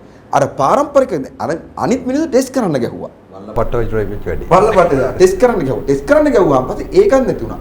ඔබතුමා හිතන්න අපේ ගම්වල අපි දැන් බුලසිංහල අපි ගම්වල මිනිස්සු දලු කඩන්න එන්නේ නැහැ. මොකද දලු කරන්න බෑ ඇඟිලි ඔක්කොම තුවාල වෙලා. දල්ලා හයියයි ඉච්චර. දල්ලා හයියයි. දැන් ඊළඟ එක තමයි ඔබතුමා කියන්නේ ඔබතුමා මේක හරි වැදගත් කතා කරන්න. දැන් දලු එකත් එක්ක එනවා දලු ගහේ මේ තේදලු ගෙඩි ආගමන් ගහ මැරෙනවා. දැන් ගෙඩි ඇවිල්ලා. අනිත් එක දැන් මේකේ ප්‍රධාන ප්‍රශ්නේ දැන් ඔය පොහොර නැති වෙන එක විතරක් නෙමෙයි. මතවාදී තලයේදී අලුත් වටයකින් හරිත විප්ලවය ස්ථාපිත වුණා. දැන් අපි කලින් දැන් ගොවියෝ හම්බෙන්නත් ගිහිල්ලා හරිත විප්ලවයේ ප්‍රශ්නේ කතා කරනවානේ. මේ අධික ලෙස රසායන ද්‍රව්‍ය භාවිතා කරන කෘෂිකර්මාන්තයේ තියෙන ප්‍රශ්නේ කතා කරනවානේ. දැන් ජනාධිපතිවරයා ඒ හරිත විප්ලවයට විරුද්ධ තීන්දුවක් යයි බැලූ බැලමට පෙනෙන තීරණයක් කරා ඇත්තටම කරේ ආය හරිත විප්ලවයේ කතාවට විරුද්ධව කටක් අරින්න බැරි කළා තියෙනවා. අපි දැන් ගිහිල්ලා මිනිස්සුන්ට කිව්වොත් මේ රසායන ද්‍රව්‍ය පාවිච්චි කරන්න බෑ අපි දිගු කාලීනව යන්න ඕනේ. හරිතම කියන්නේ ගහයි. ඔව් ගහන තැනකට යනවා. එතකොට ඇත්තටම උනේ ආය කාටවත් මේ තියෙන රසායනික කෘෂිකර්මයට විරුද්ධව කටක් අරින්න බැරි තත්ත්වකුත් දැන් හදලා. ඒක හරියට අර කොවිඩ් වලට බටහිර වෛද්‍ය ක්‍රමයේ නොවන ප්‍රතිකාර ගණිත ඒ වගේ. ධම්මික බණ්ඩාර ලව්ව කරාගා වගේ මේ වැඩි. ඒ වේදකම කොහොම නැති කළම දැන්. අපි මෙහෙම කරමු. දැන් ස්වාමීන් වහන්සේ දැන් තුන් දිනටම අවසාන වටේ කෙටි වෙලාවක් අපි ගමු විනාඩියක් දෙකක්. මට කියා ගන්න ඕනේ තව දෙයක් තමයි දැන් මේ ජනමාධ්‍ය භාවිතය ඇතුළේ භයානක සිද්ධියක් තියෙන ඔබ තුන් දෙනාම වගකීමෙන් ඒ වගකීම ගනී කියලා මම හිතනවා. වගකීම ගනී කියලා. දැන් කැපිටල් මහරජාගේ ගම්මැද්ද ඉන්ටර්නැෂනල් කියන්නේ ලංකාවේ වැව් පද්ධති එක මිටකට ගන්න විශාල ව්‍යාපාරයක් කරගෙන යනවා. හැම ගමකම ජලය තමයි වුන් අත තියන්නේ. ඒ කියන්නේ සෙන්ට් ඇන්තනීස් ඊට පස්සේ එස්ලෝන් මම ජල රකුසන්ට එරෙහිව පොතේ මේක අවුරුදු ගානකට කලින් ලියලා තියෙනවා. ඒ මතු පිට සියලු භූගත සහ ජල සම්පත්. ඒ කියන්නේ මතු පිට සහ භූගත ජල සම්පත් කොල්ල කන වැඩේ සෙන්ට් ඇන්තනීස් ඉන්නවා. මම මේ වගකීමෙන් ඔබට කියන්නේ එස්ලෝන් මේ වැඩේ ඉන්නවා. ගම්මැද්ද ඉන්ටර්නැෂනල් හරහා ගම්මානවලින් තාරුණ්‍ය පන්සල් විශේෂයෙන්ම අල්ලලා දැන් වැව් ලෝක උරුමයක් කරන්න දැවැන්ත කැම්පේන් එකක් කරනවා. ඒ කියන්නේ V Force කියලා නම් කරලා තියෙන එක හැම ගමකම බලෑනි හදලා තියෙන ඔබේ ජනතා විමුක්ති පෙරමුණ පෙරටුගම සමාජවාදී පක්ෂ කැලේ එතකොට. ඒ කියන්නේ ගම්මානවල විශාල බලෑනියක් හදමින් ඉන්නවා. ඒක මුදල් පොම්ප කරලා හදන්නේ. ඉතින් ඒ සමහර විට ඔබට එච්චරම ෆැමිලිය නැතුව ඇති. ඒ කියන්නේ දැන් මේ පක්ෂ දේශපාලනට එහා යන මාධ්‍ය පක්ෂ දේශපාලනිකුත් තියෙනවා. දැවැන්ත එකක්. අත තියන්නේ වැවට. ඒ ගැනත් ඔළුවේ තියාගෙන මම කැමති අවසාන වටේ ඔබ වහන්සේගෙන් පටන් ගන්න විනාඩි 2ක් විතර කාලය අරගෙන. ඇත්තටම අපි විකල්ප ගැන කතා කරා, ප්‍රශ්න ගැන කතා කරා, හැමදාම එළියට බහැලා විකල්ප හොයනවා. ඉතින් මම හිතන්නේ මගේ එකම ඉල්ලීම තියෙනවා අපේ නන්ද මහත්තයත් ඉන්නවා, අපේ පුදු මහත්තයත් ඉන්නවා. යම් විකල්ප දේශපාලන අදහසක් දරන සියලුම කඳවුරු බලවේග පුද්ගලයෝ සංවිධාන ඒ සඳහා එකතු වෙලා ඉන්න දැන් විහෙර විහාරවල ගියාම හාමුදුරුවෝ ඒ කාලේ ගෝඨාභය ගේමු රට හදමු ඒ වගේ කියපු හාමුදුරන් වහන්සේලා ආයි මේ රට මට අපිට කියන අපි මේ ජාතික සංඝ සභාව කරන් යනකොට හාමුදුරනේ මොකක්වත් ඕනේ නැහැ මේ අයිනකටලා පන්සලේ වැඩක් කරන් ඉන්නවා කියලා. අර ඒ මට්ටමට ඒ උන්වහන්සේ දන්නේ එහෙම කරන් ඉන්න බෑ කියලා. හැබැයි ඒ මට්ටමටපත් වෙලා තිනවා. මම කියන්නේ ඒ සියලුම කලකිරිච්ච මිනිස්සු, වැටිච්ච මිනිස්සු, ඒ කියන්නේ දැන් මේ පසුතැවෙන මිනිස්සු ඔක්කොම හරි තැනකට ගේන වගකීම විකල්පීය මේ රට ආදරය කරන මිනිස්සුන්ගේ යුතුයකම. ඒ සඳහා අනිවාර්යයෙන්ම වහවහ අපි තනක් හදා ගන්න වෙනවා. ඒ සඳහා වේදිකාවක් අපට හදා ගන්න. ඒ සඳහා බලවේග ටික පෙළගස්ස ගන්න වෙනවා. එහෙම නොවන හැම වෙලාවකම මේ බලවේග දෙකට තුනකට බෙදලා ඉතාමත්ම සූක්ෂම විදියට මේ පාලන ක්‍රමයේ තවදුරටත් තනයි යන්න පුළුවන්. ඉතින් අපි හැමදාම අපිට මේවා කතා ගන්න පුළුවන්, විරෝධතා හදන්න පුළුවන්, උද්ඝෝෂණ කරන්න පුළුවන්, ගහ ගන්න පුළුවන්, බැන ගන්න පුළුවන්, උසාවිය යන්න පුළුවන්. අපට විකල්පයක් නැහැ. ඒ නිසා ඒ සඳහා වේලාව අවකාශය තමයි මේ අපට උදා කරලා තියෙන්නේ මේ தත්ත්වය, මේ මජර தත්ත්වය, මේ මජර ක්‍රමය වෙනස් කරන්න. 2019 විකල්ප හොයන්න ගිහිල්ලා ගෝඨ මතුවෙනවා. දැන් 2020 21 22 ඔහොම ගිහිල්ලා 24 තවත් එකෙක් මෙහෙම මතුවේ ඉන්නේ. එහෙම නේද? විකල්ප කියන්නේ ඒක නේද වෙන්නේ? චාපා මේ විකල්පයත් මේ අර කණ්ඩායම විසින් කොල්ල කමින් තමයි තිබෙන්නේ. ඒකත් පාවිච්චි කර ගන්නවා. හැබැයි මේක වෙනස් කිරීමේදී දැනුවත් දේශපාලන කණ්ඩායම් වලට, දේශපාලන ක්‍රියාදරයන්ට මේ රට වැටලා තියෙන මේ අවස්ථාවම තීරුම් අරගෙන රට පැත්තෙන් හොඳ පියවර ගණනාවකට යන්න පුළුවන්. ඒ කියන්නේ ඇත්තටම ගත්තොත් මම කලින් කිව්වා වගේම අපි දැවැන්ත අනතුරක අපි ඉන්නේ. ඒ වගේම මේ ගෝඨාභය රාජපක්ෂ ඇතුළු ආණ්ඩුවේ අසමත්කම පෙන්නලා මේක මේ හුදු ආර්ථික කළමනාකරණයේ ප්‍රශ්නයක් කියලා ආණ්ඩුවට එල්ල වෙන විරෝධයෙන් තමන්ගේ බලය තමන්ගේ රොක්කොටට ඒ කියලා හිතන කණ්ඩායමකුත් ඉන්නවා. ඒ නිසා අවංකවම මේ රට හදන්න කැමති කණ්ඩායම් අර ප්‍රභූ දේශපාලන නායකත්වය ඒ පක්ෂය පිළිබඳ විශ්වාසය නොතිය දැන් තමන්ගේ හැකියාව පිළිබඳව තමන් පිළිබඳ විශ්වාසතාවල එකතු වන්නට ඕන. අපි හාමුදුරුවෝ කිව්වා වගේම ඒක තමයි අපට ඉදිරියේදී මේ ගමන් මඟ වෙනස් කරන්න තියෙන උත්තරේ. එහෙම නැත්නම් අපි හරියට අවදියෙන් හිටියේ නැත්නම් එහෙම මේ අවස්ථාවත් යම් කණ්ඩායම් යම් සමාගම් අධිරාජ්‍යවාදී බලවේග කොල්ලකන් ඉඩකඩ තියෙනවා. ඉතින් අපි හිතනවා ඒට එරෙහිව දැවැන්ත මහජන මතයක් හදලා සංවිධාන ක්‍රියාවලියක් ඇතුළේ මේක පරාජයටපත් කරන්න පුළුවන් කියලා අර මොලේට වලකට වැටීම මොලේට ලාභයක් කරගන්නවා නම් මම හිතනවා රට පත්වලා තියෙන අවස්ථාව අපිට ප්‍රයෝජන ගන්න පුළුවන්. පුබුදු නලින්දගෙනුත් කියුණ සමහරු කියන ප්‍රසිද්ධියෙම මේ ගෝඨ අසමත්. ආණ්ඩුව අසමත් ෆේල්. මම කියන්නේ පාස්. ගෝඨා තමන්ගේ රෝල් එක හරියටම කරනවා කියලා මම කියන්නේ. ඔබේ අවසාන අවස්ථාව. ඔව් අර මම දැක්ක කාටුන් එකක් ඇඳලා තියෙනවා මැජික් පෙට්ටියක් තියෙනවා. මැජික් පෙට්ටියට එක එක දේවල් දාලා ආයෙ ගන්නවා. ආයෙ ගන්නකොට ගෝඨාභය මහත්තයාගේ අතට එනවා පාස් කියලා කොලයක්. මේ විදේශීය බලවතුන්ගේ අතට එනවා පෝට් කියලා කොලයක්. මොකද වරායවල් ටික ඒගොල්ලන්ට හම්බ වෙනවා. පුරවැසියාගේ අතට එනවා පාස්පෝර්ට් කියලා කොලයක්. මොකද එයාට ලංකාවේ ඉන්න බෑ. දැන් යන්න තමයි වෙන්නේ. මම ආරංචි විදියට ලක්ෂ 6ක් ඉල්ලුම් කරලා තියෙන යුරෝපියන් රටවල් වල වෘත්තිකයෝ මේ ලංකාවේ ඉන්න බෑ යන්න ඕනේ කියලා මේ එහෙ නවතින්න ඉල්ලලා ලක්ෂ 6ක් දැන් බුද්ධි ගලණය ගැන ලොකු කතා කිව්වට මේ ඉන්න බෑ කියලා මිනිස්සු ඔක්කොම යන තත්ත්වයක් ඇවිල්ලා තියෙන්නේ. අපිත් එක්ක එකට විශ්වවිද්‍යාලේ ඉගෙන ගත්ත 350 බැච් එකේ 150ක් විතර කොහොමත් එළියේ හිටියේ 200ක් විතර තමයි ලංකාව ඇතුලේ හිටියේ. ඒ 200න් තව 150ක් විතර තීරණය කරලා තියෙන්නේ ලංකාවේ ඉන්න බෑ යනවා කියලා. ඒතකොට මේකේ කවුරුත් ඉතුරු වෙන්නේ අපි ඉඳී අන්තිමට අපි නම් යන්නේ නැහනේ. අපි ඉඳී මේ ගොඩක් අය යනවා මේකේ. එතකොට ඇත්තටම අපි දැන් මොකද කරන්නේ කියලා හිතුවොත් එහෙම කවුරු පාස්ද කවුරු ෆේල්ද කියන එකට වඩා ප්‍රශ්නයක් තියෙනවා. ප්‍රශ්නේ තමයි දැන් හැමදාම අපි හොද මඩේ දානවා වගේ මේ දියසෙන් කුමාරයෙක්ව හොයනවානේ. අපිව ගලව ගන්න කවුරු හරි එයි. 2019 දී හිතුවා ගෝඨාභය මහත්තයා තමයි අපිව ගලව ගන්න. 2024 දී ඔබ කිව්වා වගේ තව කවුරු හරි එන්න ඉඩ තියෙනවා දියසෙන් කුමාරයා කියලා. එතකොට හැමදාම මේකට රැවටෙනවා. ඒ වෙනුවට අපිට පුළුවන් ද මේ කියන්නේ ඇත්තටම ජනතාවට මේක සම්බන්ධ රාජ්‍ය බලය සම්බන්ධ තීන්දුව ගන්න පුළුවන්. ඒ තීන්දුව වලට ජනතාවට හවුල් වෙන්න පුළුවන්. දේශපාලනයක් හදන්න පුළුවන්. දැන් පැන්ඩෝරාගේ දේශපාලනේ දැන් මේ තියෙන්නේ පැන්ඩෝරාගේ පෙට්ටිය ග්‍රීක පුරාවෘත්තවල තියෙන විදිහට සියලු නරක නපුර තියෙන්නේ පැන්ඩෝරාගේ පෙට්ටියේ. එතනින් තමයි සියලු නපුර උපදින්නේ. දැන් මේ දේශපාලනේ ඇවිල්ලා පැන්ඩෝරාගේ දේශපාලනේ. මම කියන්නේ පැන්ඩෝරා පේපර්ස් ගැන විතරක් නෙවෙයි. ග්‍රීක පුරාවෘත්තේ ඒකෙන්වත් පේනවා. ඒ කියන්නේ ලංකාවේ දේශපාලනේ මොනතරම් කළුද කියන එක පේනවා. දැන් දේශපාලනයට මොන හරි උනන්දුවක් තිබුණු විශේෂයෙන් 2019 දී සක්‍රීයව දේශපාලනය කරපු ගොඩක් අය දැන් කලකිරීලා අපේක්ෂා බංගත්වයටපත් වෙලා අර හාමුදුරුවෝ කීප එක තමයි කියන්නේ. අර හාමුදුරුවන්ට තව හාමුදුරු කෙනෙක් කිව්වා කියන්නේ දැන් වැඩක් නැහැ. මේවා පැත්තක ඒ කියන්නේ දේශපාලනයෙන් පලා යනවා. දැන් දේශපාලනේ තේරුමක් නැහැ කියලා දේශපාලනයෙන් පලා යනවා. ඒ අයගෙන් අපිට ඉල්ලන්න තියෙන්නේ දේශපාලනයෙන් පලා යන්න එපා. මොකද මේ ප්‍රශ්නෙට උත්තරේ හොයන්න වෙන්නේ දේශපාලනයෙම තමයි. වෙන උත්තරයක් නැහැ. උත්තරේ හොයන්න වෙන්නේ තායි දේශපාලනය හරහා. ඒ නිසා අපි පැන්ඩෝරාගේ දේශපාලනය වෙනුවට මේ අර ග්‍රීක පුරාවෘත්තයට අනුව සිවුස් දෙයියෝ මේ ප්‍රොමිතියස්ව මට්ටු කරන්න තමයි පැන්ඩෝරාව වයිවන්නේ. අර පෙට්ටියට ඔක්කොම නපුර ටික දාලා ප්‍රොමිතියස්ව මට්ටු කරන්න හිතන්නේ ප්‍රොමිතියස් තමයි දිව්‍ය ලෝකේ ඉඳලා ගින්දර ගෙනල්ලා අඳුරේ ඉන්න මිනිස්සුන්ට දෙන්නේ. ආලෝකයේ දේශපාලනය නියෝජනය කරන ප්‍රොමිතියස් පැන්ඩෝරා නියෝජනය කරනවා නපුරේ දේශපාලනය. එතකොට අපි මෙච්චර කල් පැන්ඩෝරාගේ පෙට්ටිය ඇතුළෙම තමයි කරක් ගහ ඉඳලා තියෙන දීසෙන් කුමාරයෝ හොය ඒ වෙනුවට අපි ප්‍රොමිතියස්ගේ දේශපාලනයට බහිමු. අන්ධකාරය වෙනුවට ආලෝකය දෙන දේශපාලනයකට බහිමු.